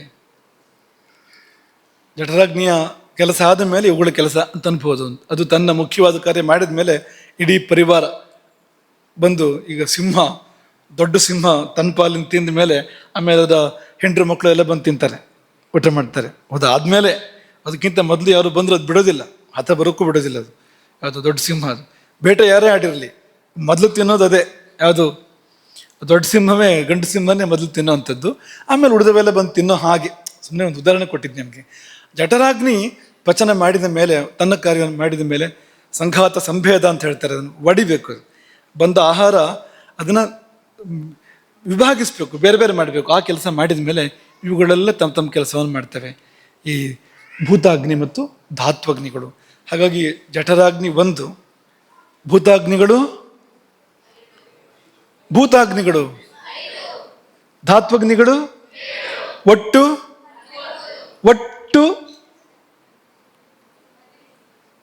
18. ಚರಕರು ಹೇಳಿದ್ದು 13, ಸುಶ್ರುತರು ಹೇಳಿದ್ದು ಅದು ಬೇರೆನೇ ಇದೆ. ಅದು ಈಗ ಇದರಲ್ಲಿ ಅದು ಗತಾರ್ಥ ಆಗೋದಿಲ್ಲ, ಅದು ಸ್ವತಂತ್ರ, ಇದು ಬೇರೆ ಅಂತ. ಹಾಗಾಗಿ ಇದು 13 ಮತ್ತದು 5 ಇದೆ ಅಂತ ಇನ್ನೂ ಹೇಳ್ತಾರೆ ಅಗ್ನಿಗಳನ್ನು. ಅದು ನಾವು ನಿಮ್ಮನ್ನು ಅಷ್ಟು ತಲೆ ಕೆಡಿಸೋದಿಲ್ಲ ಪಾಪ, ಸಾಕು ಇಷ್ಟು. ಇನ್ನೂ ಇದೆ ಮುಖ್ಯ ಆಚಾರ್ಯರುಗಳು ಹೇಳಿರ್ತಕ್ಕಂಥದ್ದೆಲ್ಲ. ಮುಂದಿನ ಆಚಾರ್ಯರುಗಳು ಇನ್ನಷ್ಟು ಮಲಾಗ್ನಿಗಳು ಅಂತೆಲ್ಲ ಹೇಳ್ತಾ ಹೋಗ್ತಾರೆ ಅವರು. ಅಲ್ಲಿವರೆಗೂ ನಾವು ಹೋಗೋದು ಬೇಡ, ಇಲ್ಲಿ ನಿಂತ್ಕೊಳ್ಳೋಣ. ಈಗ ನಿಮ್ಗೆ ಅನಿಸ್ಬೋದು ಅದೇನೆಂದರೆ, ಹಾಗಾದರೆ ಈ ಸಪ್ತಧಾತುಗಳ ಪೈಕಿಲಿ ಸ್ನಾಯು ಬರಲಿಲ್ಲ, ಶಿರ ರಕ್ತನಾಳಗಳು ಬರಲಿಲ್ಲ, ಚರ್ಮ ಬರಲಿಲ್ಲ, ಇದೆಲ್ಲ ಎಲ್ಲಿ ಅಂತಂದರೆ ಇದೆಲ್ಲ ಉಪಧಾತುಗಳು. ಧಾತುವಿಂದ ಸೃಷ್ಟಿಯಾಗ್ತಕ್ಕಂಥ ಧಾತುಗಳು ಉಪಧಾತುಗಳು. ಈ ಧಾತುಗಳು ಹೇಗೆ ಕೆಲಸ ಮಾಡ್ತವೆ ಅಂದರೆ, ಈ ಈಗ ಮೊದಲನೇದಾಗಿ ಅನ್ನ ಅಂತ ಅಂದ್ಕೊಳ್ಳಿ, ನಾವು ಊಟ ಮಾಡ್ತೇವೆ, ನಾವು ಅನ್ನ ಅಂತ ಅಂದ್ಕೊಳ್ಳಿ. ಅಲ್ಲೊಂದು ಅಗ್ನಿ ಇದೆ, ಜಠರಾಗ್ನಿ ಇದೆ. ಅದು ಅನ್ನವನ್ನು ಪಚನ ಮಾಡಿ ರಸವಾಗಿ ಪರಿವರ್ತನೆ ಮಾಡುತ್ತೆ. ರಸ ಅಂದರೆ ಬೇರೆ ಏನೂ ಅಲ್ಲ, ಆಹಾರವು ಪೂರ್ತಿ ಜೀರ್ಣವಾದ ನಂತರ ನಮ್ಮ ದೇಹಕ್ಕೆ ಬರುವಾಗ ಮೊಟ್ಟ ಮೊದಲ ರೂಪ ಯಾವುದಿದೆ ಅದು ರಸ. ಜೀರ್ಣದ ನಂತರ ದೇಹಕ್ಕೆ ಅದು ವರ್ಗಾವಣೆ ಆಗುವಾಗ ಆಹಾರ ಮೊದಲ ರೂಪಕ್ಕೆ ರಸ ಎಂಬುದಾಗಿ ಹೆಸರು. ಹಾಗಾಗಿ ಆಹಾರದಲ್ಲಿ ಜಠರಾಗ್ನಿ ಕೆಲಸ ಮಾಡಿ ಅದನ್ನು ರಸವಾಗಿ ಮಾರ್ಪಡಿಸುತ್ತೆ. ರಸದಲ್ಲಿ ಅಲ್ಲೊಂದು ಅಗ್ನಿ ಇದೆ, ಧಾತ್ವಾಗ್ನಿ, ಅದು ಕೆಲಸ ಮಾಡಿ ಆ ರಸವನ್ನು ರಕ್ತವಾಗಿ ಮಾರ್ಪಡಿಸುತ್ತೆ. ರಕ್ತದಲ್ಲಿರ್ತಕ್ಕಂಥ ಅಗ್ನಿ ಮತ್ತೆ ಕೆಲಸ ಮಾಡಿ ಅದೇನು ಮಾಡುತ್ತೆ?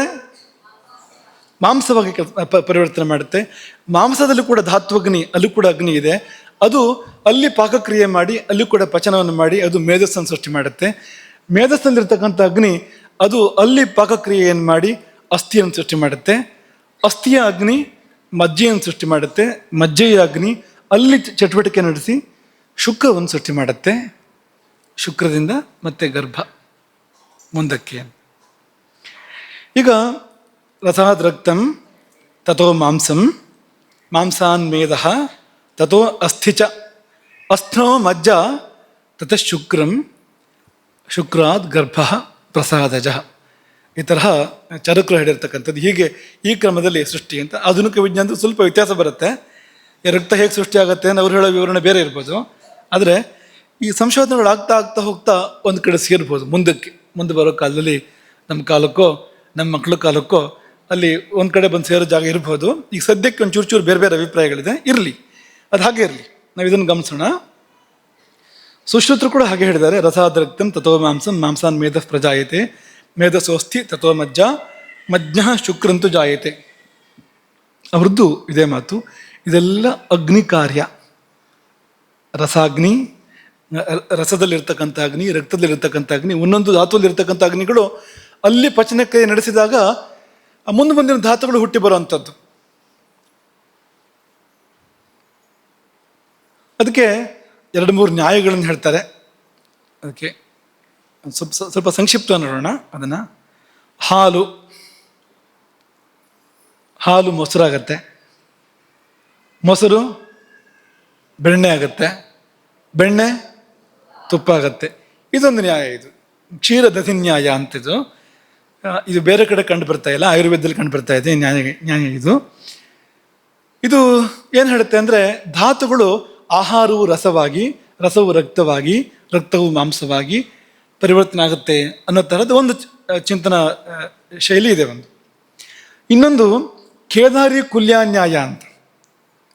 ಈ ಕೇದಾರಿ ಕುಲ್ಯಾನ್ಯಾಯದಲ್ಲಿ ಗದ್ದೆಗಳು ಸಾಲಾಗಿರುತ್ತೆ. ಕಾಲುವೆ, ಕುಲ್ಯ ಅಂದರೆ ಕಾಲುವೆ, ಆ ಶಬ್ದದಿಂದ ಈ ಶಬ್ದ ಬಂದಿರುವಂಥದ್ದು. ಕುಲ್ಯಾನೇ ಕಾಲುವೆ ಆಗಿರುವಂಥದ್ದು. ಕಾಲುವೆ ನೀರು ಹೊರದು ಹೋಗ್ತಾ ಇರುತ್ತೆ. ಅದು ಆ ಜೀವದ್ರವ ನೀರು ಗದ್ದೆಯಿಂದ ಗದ್ದೆಗೆ, ಗದ್ದೆಯಿಂದ ಗದ್ದೆಗೆ, 7 ಗದ್ದೆ ಅಂದರೆ 7 ಗದ್ದೆಗೂ ಹೊರದು ಹೋಗುತ್ತೆ ನೋಡಿ. ಆ ತರಹ ಈ ಪೋಷಕಾಂಶಗಳು ಧಾತುವಿಂದ ಧಾತುವಿಗೆ, ಧಾತುವಿಂದ ಧಾತುವಿಗೆ, ಕೊನೆ ಧಾತುವಿನವರೆಗೆ ಕೂಡ ಹರಿದು ಹೋಗ್ತವೆ ಎನ್ನುವಾಗ ಕೇದಾರಿ ಕುಲ್ಯಾನ್ಯಾಯ 2 ಬಗೆಯಲ್ಲಿ ಇದನ್ನು ಹೇಳೋದುಂಟು. ಇನ್ನೊಂದಿದೆ ಕಲೆ ಕಪೋತ ನ್ಯಾಯ ಅಂತ.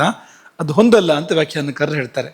ಕಲೆ ಕಪೋತ ನ್ಯಾಯ ಅಂದರೆ ಬೇರೆ ಬೇರೆ ವಯಸ್ಸಿನ ಪಾರಿವಾಳಗಳು ಅವು ಬಂದು ಕೂರ್ತವೆ ನೋಡಿ, ಬೇರೆ ಬೇರೆ ಒಟ್ಟಿಗೆ ಕೂರ್ತವೆ ಅಂತ ಏನಿಲ್ಲ, ಬಂದು ಕೂರ್ತವೆ ಬೇರೆ ಬೇರೆ ರೀತಿಯಲ್ಲಿ. ಹಾಗೆ ಎಲ್ಲ ಕಡೆಗೂ ಪೋಷಕಾಂಶಗಳು ಹೋಗ್ಬಿಡ್ತವೆ ಎಲ್ಲ ಧಾತುಗಳಿಗೂ ಅಂದರೆ ಹಾಗೆಲ್ಲ ಆಗೋದಿಲ್ಲ ಅಂತ ಅದನ್ನು ನಿರಾಕರಣೆ ಮಾಡಿದ್ದಾರೆ ವ್ಯಾಖ್ಯಾನಕಾರರು.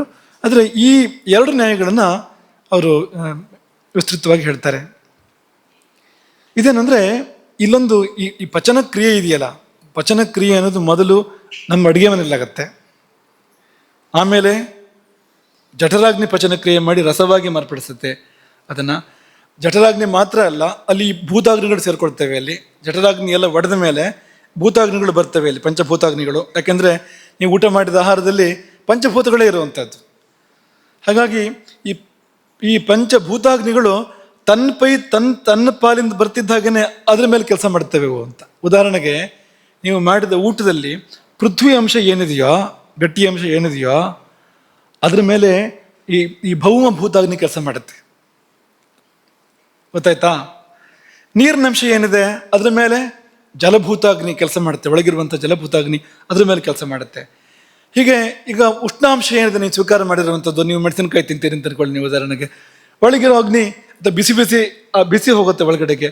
ಅಂಥದ್ದು ಬಂದಾಗ ಅಲ್ಲಿ ಆಗ್ನೇಯ ಅಗ್ನಿ ಅಂತ, ಅಗ್ನಿ ಅನ್ಬೋದು ಬೇಕಾದ್ರೆ ಅದನ್ನ ಅಂತ. ಅಗ್ನಿ ಒಳಗಿರ್ತಕ್ಕಂಥ ಅಗ್ನಿ, ಅಗ್ನಿಭೂತ ಅಗ್ನಿ ಅಂತ ಅದು ಕೆಲಸ ಮಾಡುತ್ತೆ ಅದರ ಮೇಲೆ. ಹೀಗೆ ಆಹಾರ ಪಂಚಭೂತಾತ್ಮಕ, ಒಳಗೆ ಪಂಚಭೂತಗಳಿವೆ, ಅದರೊಳಗೆ ಭೂತಾಗ್ನಿಗಳಿದ್ದಾವೆ.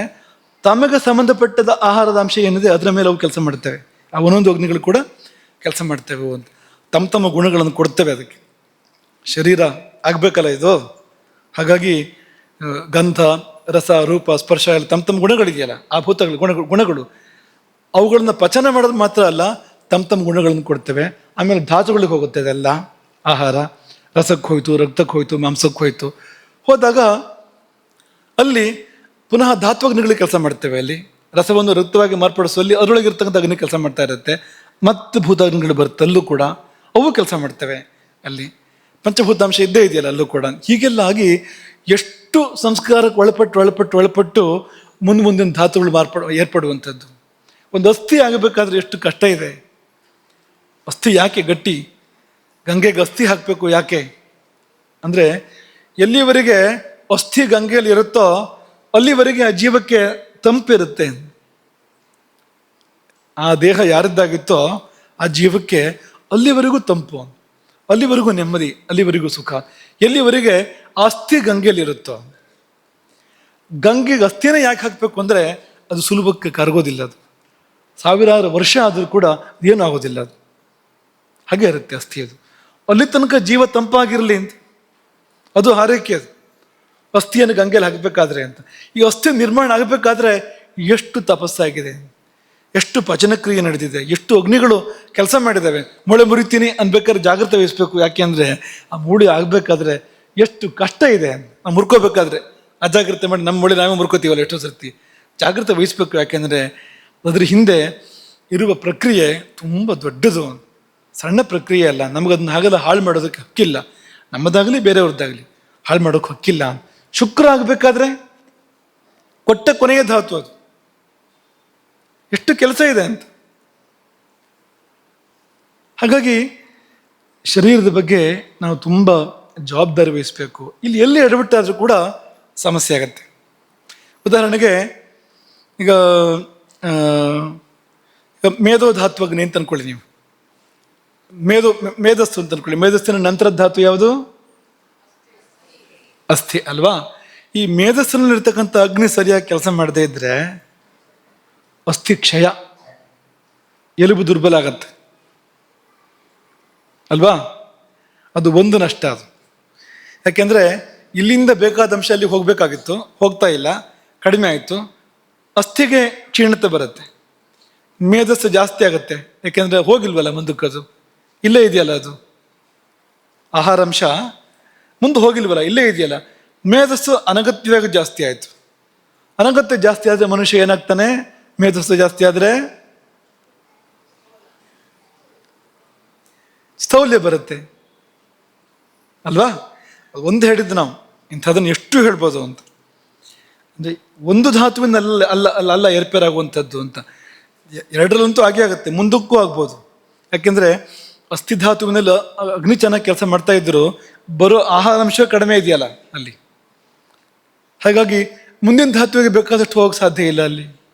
ಸರಪಳಿ ಇದು ತುಂಡಾದರೆ, ಅಸ್ತವ್ಯಸ್ತ ಆದರೆ ಎಲ್ಲ ಕಡೆ ಏರುಪೇರುಗಳು ಆಗ್ತವೆ ಇಲ್ಲಿ. ಹಾಗಾಗಿ ಧಾತ್ವಗ್ನಿಗಳು ಸರಿಯಾಗಿ ಕೆಲಸ ಮಾಡಬೇಕು. ಸುಮುಖ ನೀನು ಕೇಳಿದ ಪ್ರಶ್ನೆಗೆ ಉತ್ತರ ಇಲ್ಲಿದೆ.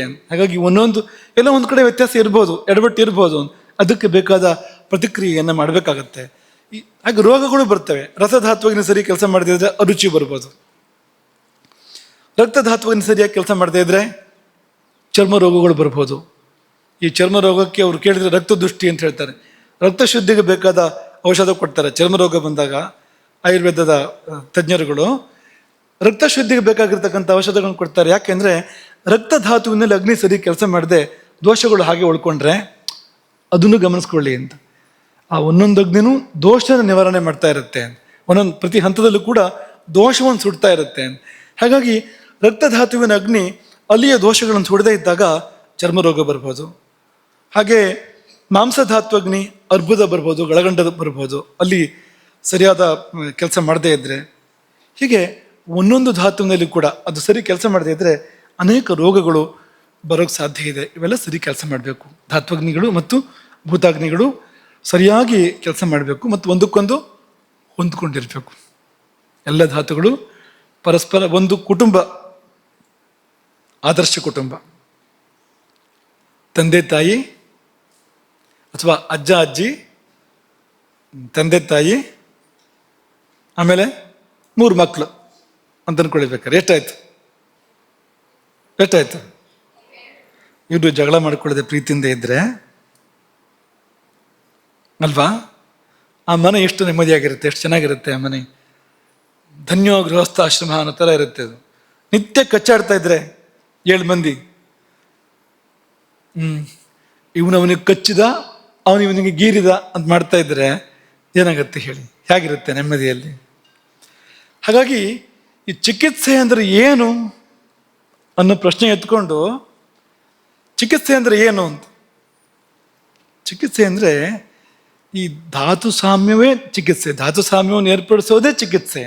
ಚಿಕಿತ್ಸೆ ಅಂದರೆ ಬೇರೆ ಏನೂ ಅಲ್ಲ, ಇಷ್ಟೇ ವಿಷಯ ಇರುವಂಥದ್ದು.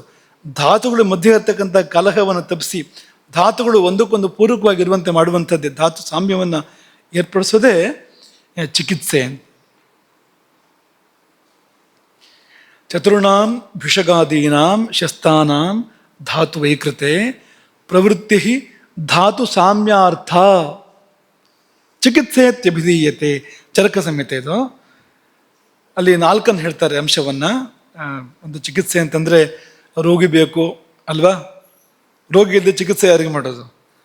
ಆಮೇಲೆ ಔಷಧ ಬೇಕು, ಇದು ವೈದ್ಯ ಬೇಕು, ಆಮೇಲೆ ವೈದ್ಯನ ಪರಿಚಾರಕ ಒಬ್ಬ, ವೈದ್ಯನ ಜೊತೆಗಿರ್ತಕ್ಕಂಥವನು, ಉಪಚಾರ ಮಾಡ್ತಕ್ಕಂಥವನು ಅವನು ಬೇಕು. ಹೀಗೆಲ್ಲ ಒಟ್ಟು ಬೇರೆ ಬೇರೆ ಸಂಗತಿಗಳನ್ನ ಹೇಳ್ತಾರೆ. ಇವರೆಲ್ಲ ಮಾಡೋದು ಯಾತಕ್ಕೋಸ್ಕರವಾಗಿ, ಏನು ಮಾಡೋದು ಅಂದರೆ ಧಾತು ವೈಕೃತೆ, ಧಾತುಗಳು ವಿಕೃತವಾದಾಗ, ನಮ್ಮಲ್ಲಿ ಧಾತುಗಳು ವಿಕೃತವಾದಾಗ ಅವುಗಳನ್ನು ಪುನಃ ಪ್ರಕೃತಿಗೆ ತರಬೇಕು.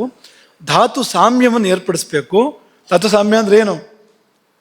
ಅಸ್ಥಿ ಎಷ್ಟು ತೂಕ ಇದೆಯೋ ಅಷ್ಟೇ ರಕ್ತನೂ ಇರಬೇಕು, ಆಗ ಅಷ್ಟೇ ಮೇಧಸ್ಸು ಇರಬೇಕು, ತೂಕ ಹಾಕಿದ್ರೆ ಅಷ್ಟೇ ಮಜ್ಜೆ ಇರಬೇಕು, ಅಷ್ಟೇ ದಪ್ಪ ಉದ್ದ ಅಗಲ ಇರಬೇಕು, ಅಷ್ಟೇ ಗಟ್ಟಿ ಇರಬೇಕು. ಹೀಗಲ್ಲ, ಅದದು ಎಷ್ಟಿರಬೇಕು ಅಷ್ಟಿರಬೇಕು. ಎಲ್ಲ ಕಡೆ ಈ ಈ ಕಮ್ಯುನಿಸಮ್ ಕೆಲಸ ಮಾಡೋದಿಲ್ಲ, ಎಲ್ಲೂ ಕೆಲಸ ಮಾಡೋದಿಲ್ಲ.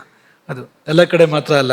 ಈಗ ಈ ದೇಹದಲ್ಲಿ ಒಂದು ಉದಾಹರಣೆಗೆ ತಗೊಳ್ಳಿ, ಎಲ್ಲ ಸಮಾನತೆ, ಎಲ್ಲವೂ ಸಮಾನವಾಗಿರಬೇಕು ಅಂತ ಒಂದು ತೀರ್ಮಾನ ತಗೊಂಡು ಕೈ ಎಷ್ಟು ಉದ್ದ ಇದೆಯೋ ಮೂಗು ಅಷ್ಟೇ ಉದ್ದ ಇರಬೇಕು, ಸಮಾನತೆ. ಒಂದು ಉದ್ದ ಒಂದು ಗಿಡ್ಡ ಯಾಕಿರಬೇಕು ಅಲ್ವಾ? ಹೊಟ್ಟೆ ಎಷ್ಟು ದಪ್ಪ ಇದೆಯೋ ಕಿವಿನೂ ಅಷ್ಟೇ ದಪ್ಪ ಇರಬೇಕು. ಸಾಧ್ಯವಾಯಿತು ಅಂತ ಕೇಳಿ, ಸಾಧ್ಯವಾಯಿತು ಅಂತ. ಆ ಸಮಾನತೆಗೆ ಮೂರ್ಖತೆ ಅಂತ ಹೆಸರು, ಸಮಾನತೆ ಅಲ್ಲದು. ಅದು ಯಾವತ್ತೂ ಪ್ರಯೋಗಕ್ಕೆ ಬರೋಂಥದ್ದಲ್ಲ. ಯಾಕೆಂದ್ರೆ ಸೃಷ್ಟಿ ಅನ್ನೋದೇ ವೈವಿಧ್ಯ. ಮುಕ್ತಿಯಲ್ಲಿ ಸಮಾನತೆ ಅಲ್ಲ, ಏಕತೆ ಇದೆ. ಅಲ್ಲಿ ಒಂದೇ ಉಳಿಯುವಂಥದ್ದಲ್ಲಿ, ಬೇರೆ ಏನೂ ಇಲ್ಲ ಅಲ್ಲಿ. ಆದರೆ ನೀವು ಅಲ್ಲಿಂದ ಕೆಳಗಿಡಿದು ಸೃಷ್ಟಿಗೆ ಬಂದ್ರಿ ಅಂದರೆ ಇರೋದೇ ವೈವಿಧ್ಯ. ಎಲ್ಲಿಂದ ಎಲ್ಲಿಗೆ ಹೋದ್ರೂ ಕೂಡ ವೈವಿಧ್ಯ. ಇಲ್ಲ ಎಷ್ಟು ವ್ಯತ್ಯಾಸ ಇದೆ. ನಮ್ಮೊಳಗೇನೆ ಒಂದಿದ್ದಂತೆ ಇನ್ನೊಂದಿಲ್ಲ. ಯಾಕೆಂದರೆ ಒಂದೊಂದ್ರ ಕೆಲಸ ಬೇರೆ ಇದೆ. ಈ ಕೈಯಷ್ಟು ಉದ್ದ ಮೂಗಾದ್ರೆ ಅದಕ್ಕೆ ಬರುತ್ತೆ. ಅದು ಕೈಗೆ ಅಷ್ಟು ಉದ್ದ ಇರೋಕ್ಕೆ ಕಾರಣ ಇದೆ, ಕೆಲಸ ಇದೆ ಅದಕ್ಕೆ. ಮೂಗಿಗೇನು ಕೆಲಸ ಇದೆ? ಆನೆ ಮೂಗಿಗೆ ಕೆಲಸ ಇದೆ. ಏನು ಕೆಲಸ? ಇದೇ ಕೆಲಸ ಅಂತ. ಅದನ್ನು ಕರ ಅಂತಲೇ ಕರೀತಾರೆ. ಆನೆಯ ಸೊಂಡಿಲನ್ನ ಸಂಸ್ಕೃತದಲ್ಲಿ ಕರ ಅಂತಲೇ ಕರೀತಾರೆ. ಹಾಗಾಗಿ ಕರಿ ಅಂತ ಹೇಳೋದು. ಅದಕ್ಕೆ ಕಪ್ಪಗಿದೆ ಅಂತಲ್ಲ, ಕನ್ನಡದ ಕರಿ ಅಲ್ಲ ಅದು. ಸಂಸ್ಕೃತದಲ್ಲಿ ಕರಿ ಅಂದ್ರೆ ಏನು?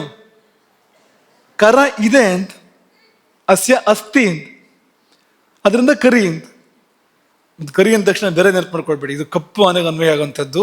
ದೇವೇಂದ್ರನ ಆನೆ ಬಿಳಿ, ಅದು ಕರಿ ಅಲ್ಲ ಅಂತ ಅನ್ಬೇಡಿ ನೀವು, ಅದು ಕರಿಯೇ.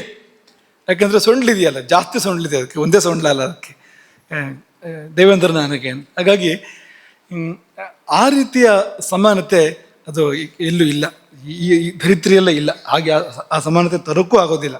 ಈಗ ಎಲ್ಲ ಪ್ರಜೆಗಳು ಏಕ ಸಮಾನ ಅಂತಂದರೆ ಏಕ ಸಮಾನ ಪ್ರೀತಿಯಿಂದ ನೋಡ್ಬೋದು, ಅದು ಬೇರೆ ವಿಷಯ. ಆದರೆ ಒಂದೇ ರೀತಿ ಇಲ್ಲವೇ ಇಲ್ಲ. ಅವರು ಹುಟ್ಟುವಾಗಲೇ ಯಾರೊಬ್ಬ ಕುರೂಪಿ, ಯಾರೊಬ್ಬ ಸುರೂಪಿ. ಏನು ಮಾಡ್ತೀರಿ ನೀವು? ಯಾರಿಗೂ ಜಾಸ್ತಿ ಬುದ್ಧಿ ಇದೆ, ಇನ್ಯಾರಿಗೂ ಕಡಿಮೆ ಬುದ್ಧಿ ಹುಟ್ಟುವಾಗಲೇ ಇದೆ. ನೀವು ಹೇಗೆ ಸಮಾನ ಮಾಡ್ತೀರಿ ಅದನ್ನು? ಯಾರೊಬ್ಬ ಎತ್ತರ ಇದ್ದಾನೆ, ಅವನು ಕತ್ತರಿಸಿ ಇವನಷ್ಟೇ ಮತ್ತೊಬ್ಬನಷ್ಟೇ ಮಾಡೋದ ನಾವು ಸಮಾನತೆ ಅಂತ ಮಾಡೋಕ್ಕಾಗತ್ತ? ಅದನ್ನ ಇದು ಮೂರ್ಖತೆ ಅಂತ. ಆ ತರಹ ಇಲ್ಲ ಅದು. ಸಮಾನತೆ ಅನ್ನೋದು ಒಂದು ವಾತ್ಸಲ್ಯದಲ್ಲಿ ಪರಮಾತ್ಮನೋ ಅಥವಾ ಮಹಾಪುರುಷರು ಒಂದು ವಾತ್ಸಲ್ಯದಿಂದ ನೋಡ್ತಾರೆ. ಆದರೆ ಅವರು ಅನುಗ್ರಹ ಮಾಡಿದರೆ ಪಾಪಿಗೆ ದಕ್ಕಷ್ಟೇ ದಕ್ಕತ್ತೆ, ಪುಣ್ಯಾತ್ಮನಿಗೆ ದಕ್ಕಷ್ಟೇ ದಕ್ಕತ್ತೆ. ಅಲ್ಲೂ ಕೂಡ ಪಡ್ಕೊಳ್ಳುವಾಗ ವ್ಯತ್ಯಾಸ ಬರುತ್ತೆ. ಅದನ್ನು ಒಂದೇ ರೀತಿ ಆಗೋದಿಲ್ಲ. ಪರಮಾತ್ಮನಿಗೆ ಎಲ್ಲರೂ ಸಮಾನ. ಆದರೆ ಲೋಕದಲ್ಲಿ ಒಬ್ಬ ದುಃಖಿ ಒಬ್ಬ ಸುಖಿ. ಯಾಕೆ? ಅವನೊಂದು ಕರ್ಮ ಆ ಥರ ಇದೆ, ಕರ್ಮದಲ್ಲಿ ವ್ಯತ್ಯಾಸ ಇದೆ. ಕರ್ಮ ತಾರತಮ್ಯ ಇದ್ದಾಗ ಬದುಕಿನಲ್ಲಿ ಕೂಡ ತಾರತಮ್ಯ ಬರಲೇಬೇಕು, ತಾರತಮ್ಯ ಬರದೇ ಇರೋಕ್ಕೆ ಸಾಧ್ಯ ಇಲ್ಲ. ಹಾಗಾಗಿ ಧಾತುಗಳು ಕೂಡ ಅದೇ ರೀತಿಯಲ್ಲಿ ಸಾಮ್ಯ ಅಂದರೆ ಅದದು ಎಷ್ಟಿರಬೇಕು ಅಷ್ಟಿರಬೇಕು, ಹೇಗಿರಬೇಕು ಹಾಗಿರಬೇಕು. ಒಂದಕ್ಕೊಂದು ಪೂರಕವಾಗಿ ಇಲ್ಲದೆ ಇದ್ರೆ ಸಾಧ್ಯವೇ ಇಲ್ಲ. ರಸದಿಂದ ರಕ್ತ, ರಕ್ತದಿಂದ ಮಾಂಸ ಅನ್ನುವಾಗ ಒಂದಕ್ಕೊಂದು ಪೂರಕವಾಗಿ ಇಲ್ಲದೆ ಇದ್ರೆ ಬದುಕು ಇಲ್ಲ, ಮುಗಿದೋಯ್ತು ಬಿಡಿ, ಇಲ್ಲ ಅಂತ. ಅದರಲ್ಲಿ ಅಂತಹ ವೈಷಮ್ಯ ಬಂದಿರೋದಿಲ್ಲ. ಒಂದು ಸ್ವಲ್ಪ ವೈಷಮ್ಯ ಬಂದಿದ್ದಕ್ಕೆ ನಾವು ಹೀಗಾಗಿದೆ. ನಾವು ಅಂದರೆ ಕೆಲಸ ಮಾಡದೇ ಇರೋಷ್ಟು ವೈಷಮ್ಯ ಬಂದಿಲ್ಲ. ಅಲ್ಲಿ ಜಾಸ್ತಿ ವೈಷಮ್ಯ ಒಂದಕ್ಕೊಂದು ಆಗೋದಿಲ್ಲ, ಮುಖ ನೋಡೋದಿಲ್ಲ ಅಂತ ಬಂದ್ಬಿಟ್ರೆ ಸತ್ತೇ ಹೋಗ್ತಾನೆ ಮನುಷ್ಯ. ಈ ರಸಕ್ಕೂ ರಕ್ತಕ್ಕೂ ಟೂ ಆಗಿಬಿಟ್ರೆ ಇವ್ರ ಮನೆಗೆ ಅವ್ರು ಹೋಗೋದಿಲ್ಲ, ಅವ್ರ ಮನೆಗೆ ಇವ್ರು ಬರೋದಿಲ್ಲ, ಒಬ್ರಿಗೊಬ್ರು ಮಾತಾಡೋದಿಲ್ಲ ಅನ್ನೋ ಥರ ಆಗಿಬಿಟ್ರೆ ರಸಕ್ಕೂ ರಕ್ತಕ್ಕೂ ಮುಗೀತು. ಆಸಾಮಿ ಖತಮ್, ಮುಂದೆ ಜೀವನವೇ ಇಲ್ಲ ಅಂತ ಹಾಗಾಗತ್ತೆ ನೋಡಿ ಅಂತ. ಹಾಗಾಗಿ ನಮಗೂ ಪಾಠ ಇದೆ. ಈ ಧಾತುಗಳು ಹೇಗೆ ಹೊಂದ್ಕೊಂಡು ಕೆಲಸ ಮಾಡ್ತಾ ಇದ್ದೇವೆ, ಅದ್ಭುತವಾಗಿ ಕೆಲಸ ಮಾಡ್ತಾ ಇದ್ದೇವೆ ಒಂದಕ್ಕೊಂದು ಹೊಂದ್ಕೊಂಡು. ಆದರೆ ನಮ್ಮ ಜೀವನದ ಲಕ್ಷ್ಯ ಏನಂದರೆ ಇನ್ನಷ್ಟು ಹೊಂದಾಣಿಕೆ ಬರಬೇಕು. ಎಷ್ಟು ಹೊಂದಾಣಿಕೆ ಅಂದರೆ ಪರಮಾತ್ಮ ಬೆಳಗುವಷ್ಟು. ಪೂರ್ತಿ ಹೊಂದಾಣಿಕೆ ಬಂದಾಗ ಪರಮಾತ್ಮ ವ್ಯಕ್ತನಾಗ್ತಾನಂತೆ. ಅವನ ಸೃಷ್ಟಿಯಲ್ಲಿ ಅವನದೇ ಸೃಷ್ಟಿ ಎಲ್ಲವೂ ಕೂಡ ಅಂತಹದ್ದೊಂದು ಹೊಂದಾಣಿಕೆ ಏರ್ಪಟ್ಬಿಟ್ರೆ ವ್ಯಕ್ತನಾಗ್ತಾನೆ ಕೂಡಲೇ ಅವನು, ಪ್ರಕಟ ಆಗ್ತಾನೆ ಅವನು. ಅಷ್ಟರ ಮಟ್ಟಿನ ಹೊಂದಾಣಿಕೆಗೋಸ್ಕರವಾಗಿಯೇ ಸಾಧನೆ ಅಂತಿರೋದು. ಅದಕ್ಕಾಗಿ ಚಿಕಿತ್ಸೆ, ಮೂಲಭೂತವಾಗಿ ಚಿಕಿತ್ಸೆ ಅಂತಿರೋದೇ ಅದಕ್ಕಾಗಿ. ಸಮಗ್ರ ದೃಷ್ಟಿಯಿಂದ ಮಾಡ್ತಕ್ಕಂಥ ಚಿಕಿತ್ಸೆಗಳು ಇವೆಲ್ಲವೂ ಕೂಡ. ಹೀಗೆ ಧಾತುಗಳು, ಉಪಧಾತುಗಳು, ರಸಧಾತುವಿಗೆ ಉಪಧಾತುಗಳಿದೆ. ಉಪಧಾತು ಉದಾಹರಣೆಗೆ ಈಗ ಎದೆ ಹಾಲಿದೆ, ಅದು ರಸಧಾತುವಿನ ಉಪಧಾತು. ಅಥವಾ ಆರ್ತವ ಇದೆ, ರಸಧಾತುವಿನ ಉಪಧಾತು. ರಕ್ತದ ಉಪಧಾತು ಖಂಡರ ಅಂತ ಹೇಳ್ತಾರೆ, ಸ್ನಾಯು ರಜ್ಜು ಅಥವಾ ಶಿರಾ, ರಕ್ತನಾಳಗಳು. ಮಾಂಸಕ್ಕೆ ಉಪಧಾತು ವಸ ಅಂತ ಹೇಳ್ತಾರೆ, ಚರ್ಮದ 6 ಪದರವೋ 7 ಪದರವೋ ಅದು ಅಂತ ಹೇಳ್ತಾರೆ. ಮೇಧಸ್ಸಿಗೆ ಸ್ನಾಯು ಅಂತ ಹೇಳ್ತಾರೆ. ಮಲಗಳು ಕೂಡ ಇದೆ ಅವಕ್ಕೆ. ಇವು ಅಗ್ನಿಗಳು ಪಚನ ಮಾಡುವಾಗ ಪ್ರತಿ ಹಂತಲ್ಲೂ ಕೂಡ ಸಾರ ಕಿಟ್ಟ ಅಂತ ಬೇರೆ ಮಾಡ್ತಾ ಹೋಗ್ತವೆ. ಮೊದಲನೇದಾಗ ಜಠರಾಗ್ನಿ ಪಚನ ಮಾಡುವಾಗ ಅದನ್ನ ಬೇರೆ ಮಾಡುವಾಗ ಅದು ಸಾರ ಕಿಟ್ಟ ಅಂತ ಬೇರೆ ಮಾಡಿದಾಗ ಸಾರಾಂಶ ರಸವಾಗತ್ತೆ, ಕಿಟ್ಟಾಂಶ ಮಲವಾಗತ್ತೆ, ಅಲ್ಲಿ ಮಲ ಮೂತ್ರ ಅಂತಾಗತ್ತೆ. ಹಾಗೆ ಮುಂದಿನ ಧಾತುಗಳು ಕೂಡ ಅವು ಬೇರೆ ಮಾಡಿದಾಗ ರಸದ ಕಿಟ್ಟ ಭಾಗ, ಸಾರ ಭಾಗ ರಕ್ತ ಆದರೆ ಕಿಟ್ಟ ಭಾಗ ಕಫ ಆಗತ್ತೆ. ರಕ್ತದ ಸಾರ ಭಾಗ ಅದು ಮುಂದಿನ ಧಾತುವಾದರೆ, ಮಾಂಸ ಆದರೆ ಇದು ಪಿತ್ತ ಆಗತ್ತೆ. ಕಿಟ್ಟ ಭಾಗ ಏನಿದೆಯೋ ಅದು ಪಿತ್ತ ಆಗತ್ತೆ, ಅದು ಈ ತರಹ ಅಂತ. ಹಾಗೆ ಮಾಂಸ ಅದರ ಸಾರ ಭಾಗ ವಸ ಅಥವಾ ಚರ್ಮ ಆಗೋದಾದ್ರೆ ಕಿಟ್ಟ ಭಾಗ ಖಮಲ ಆಗತ್ತೆ. ಖಮಲ ಅಂದರೆ ಕಿವಿ, ಮೂಗು, ಬಾಯಿ, ಕಣ್ಣು, ಈ ಖ ಅಂತ ಕರೀತಾರೆ ಇದಕ್ಕೆ. ಈ ರಂಧ್ರಗಳು, ತಲೆ ಖ ಇದು, ಇದೇ ಖ ಅಂದರೆ ಆಕಾಶ, ಇದು ದೇವಲೋಕ ಇದು ಅಂತ. ಇಲ್ಲಿ ರಂಧ್ರಗಳಿದೆಯಲ್ಲ, ಅಲ್ಲಿಂದ ಬರ್ತಕ್ಕಂಥ ಎಲ್ಲ ತ್ಯಾಜ್ಯಗಳು ಅದರಿಂದ ಬರುವಂಥದ್ದು, ಅದರ ಕಿಟ್ಟ ಅದು. ಹೀಗೆ ಈ ಮೇಧಸ್ಸಿಗೆ ಬೆವರು ಅಂತ ಹೇಳ್ತಾರೆ. ಮೇಧಸ್ಸಿಗೆ ಅಸ್ಥಿ, ಮಲ, ಕೇಶ, ಲೋಮ ಇದು ಬರುತ್ತೆ. ಅಸ್ಥಿಮಲ ಅದು ಕೇಶ, ಲೋಮ ಅಂತ ಹೇಳೋದುಂಟು. ಇದು ಕೂಡ ಮಲವೇ ಅಂತ.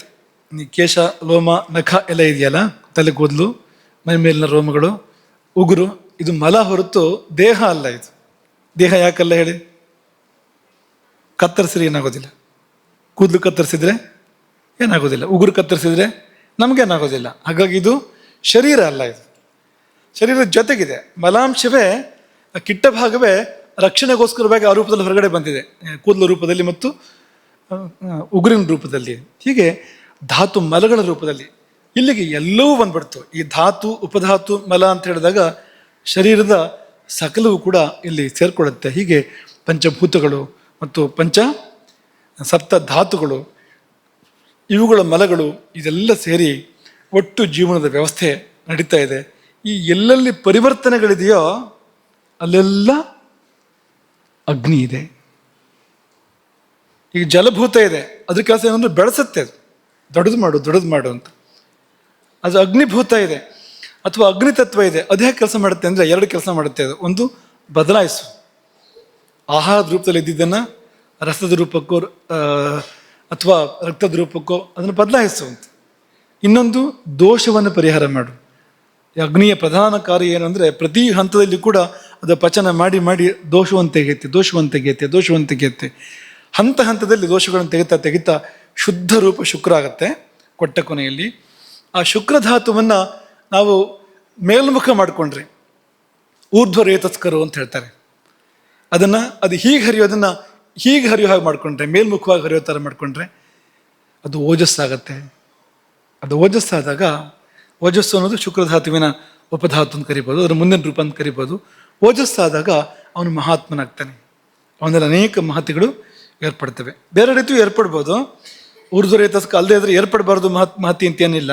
ಅದು ಊರ್ಧ್ವ ರೇತಸ್ಕನಿಗೆ ಈ ಓಜಸ್ಸಿನ ಕಾರಣಕ್ಕಾಗಿ ಅಪಾರವಾದ ಸಾಮರ್ಥ್ಯ, ಚೈತನ್ಯ, ಮಹತಿ ಎಲ್ಲ ಬರೋಕ್ಕೆ ಸಾಧ್ಯ ಇದೆ. ಹಾಗಾಗಿ ಹೀಗೆ ಭೂತಾಗ್ನಿ ಮತ್ತು ಧಾತ್ವಾಗ್ನಿ. ಇನ್ನೊಂದು ಸರಿ ನಿಮಗೆ ನೆನಪು ಮಾಡೋದು, ಮುಕ್ತಾಯ ಮಾಡಬೇಕಾದ್ರೆ ಜಠರಾಗ್ನಿ ಮತ್ತು 4 ಅಲ್ವಾ, 5 ಆಯಿತು. ಅಥವಾ ಜಠರಾಗ್ನಿ ಮತ್ತೆ 12, ಹಾಗೆ ಹೋದರೆ 13 ಆಯಿತು. ಅದನ್ನು ಸೇರಿಸಿದ್ರೆ 17 ಆಗತ್ತೆ.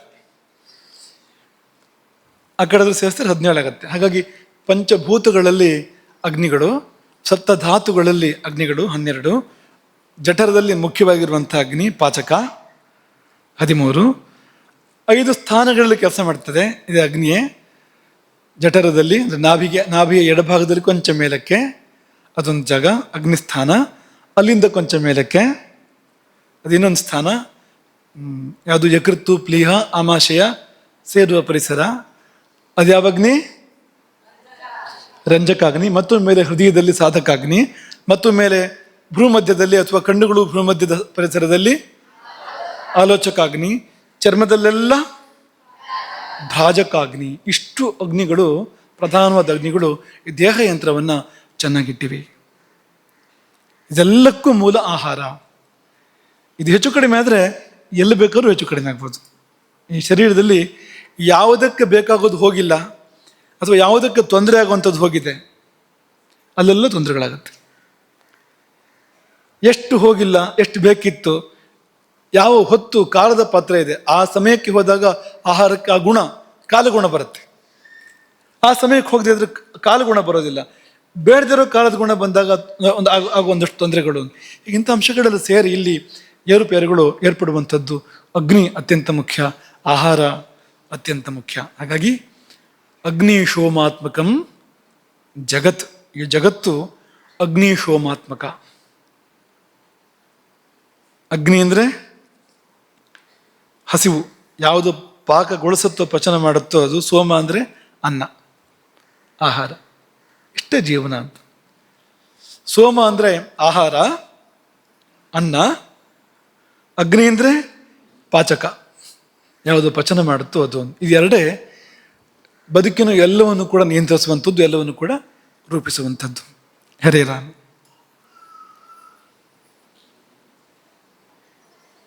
ಗೋಕರ್ಣಮಂಡಲಾಧೀಶ್ವರ ಶ್ರೀಮಜ್ಜಗದ್ಗುರು ಶಂಕರಾಚಾರ್ಯ ಶ್ರೀ ಶ್ರೀ ರಾಘವೇಶ್ವರ ಭಾರತೀ ಸ್ವಾಮಿ ಮಹಾರಾಜ್ ಕಿ